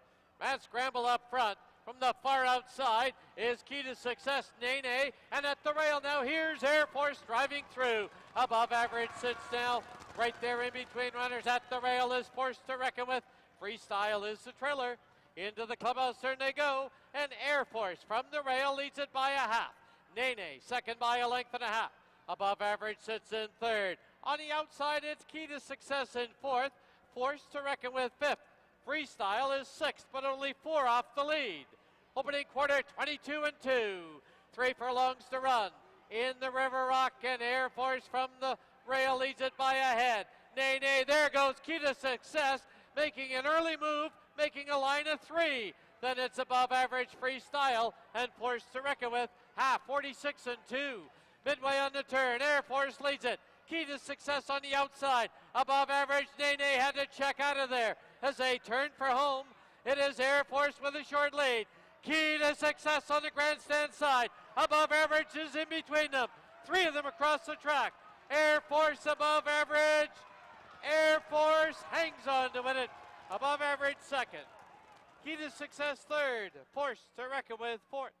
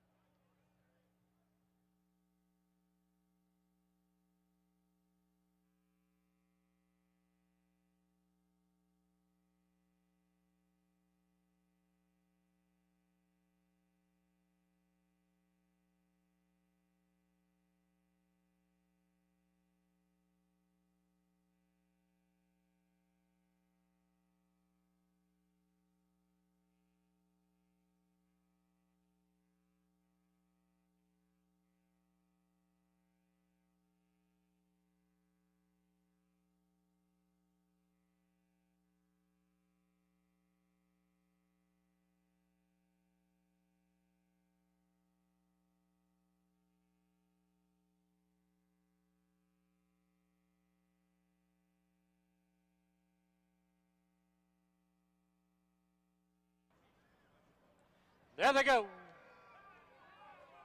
Little Sister Lee hustled off for the early lead. Up on the outside now is Better With Time. Far outside, She's on Fire is going right on by. Under the line for the first time, She's on Fire on the outside. Little Sister Lee at the rail. 2 lengths for the back, Better With Time. Star Finality has got the rail in fourth as they go into the clubhouse turn. Fifth now is Drill, Baby Drill. 2.5 for the back now is Striking Value. Then we have Harbor Storm and Okanagan Gold. Opening quarter, 22 and 4 as they head down the backstretch. On the inside, Little Sister Lee by a half. She's on fire, second by 2.5. It is now racing along in third, Star Finality. Better with time, Drill Baby Drill. And Striking Value. Half, 46 and 4. Quarter mile from home, Little Sister Lee. She's on fire. Biding her time is Star Finality. She'll need a way through. Drill Baby Drill looping up on the outside as they turn for home. Little Sister Lee with a short lead. And down the lane they come. Little Sister Lee has a short lead. Trying to drive up the rail now is Star Finality. She's on fire. Drill Baby Drill. Bold move for Star Finality to win the nightcap. Tight photo for second. Drill Baby Drill, and she's on fire. Followed by Little Sister Lee and Striking Value.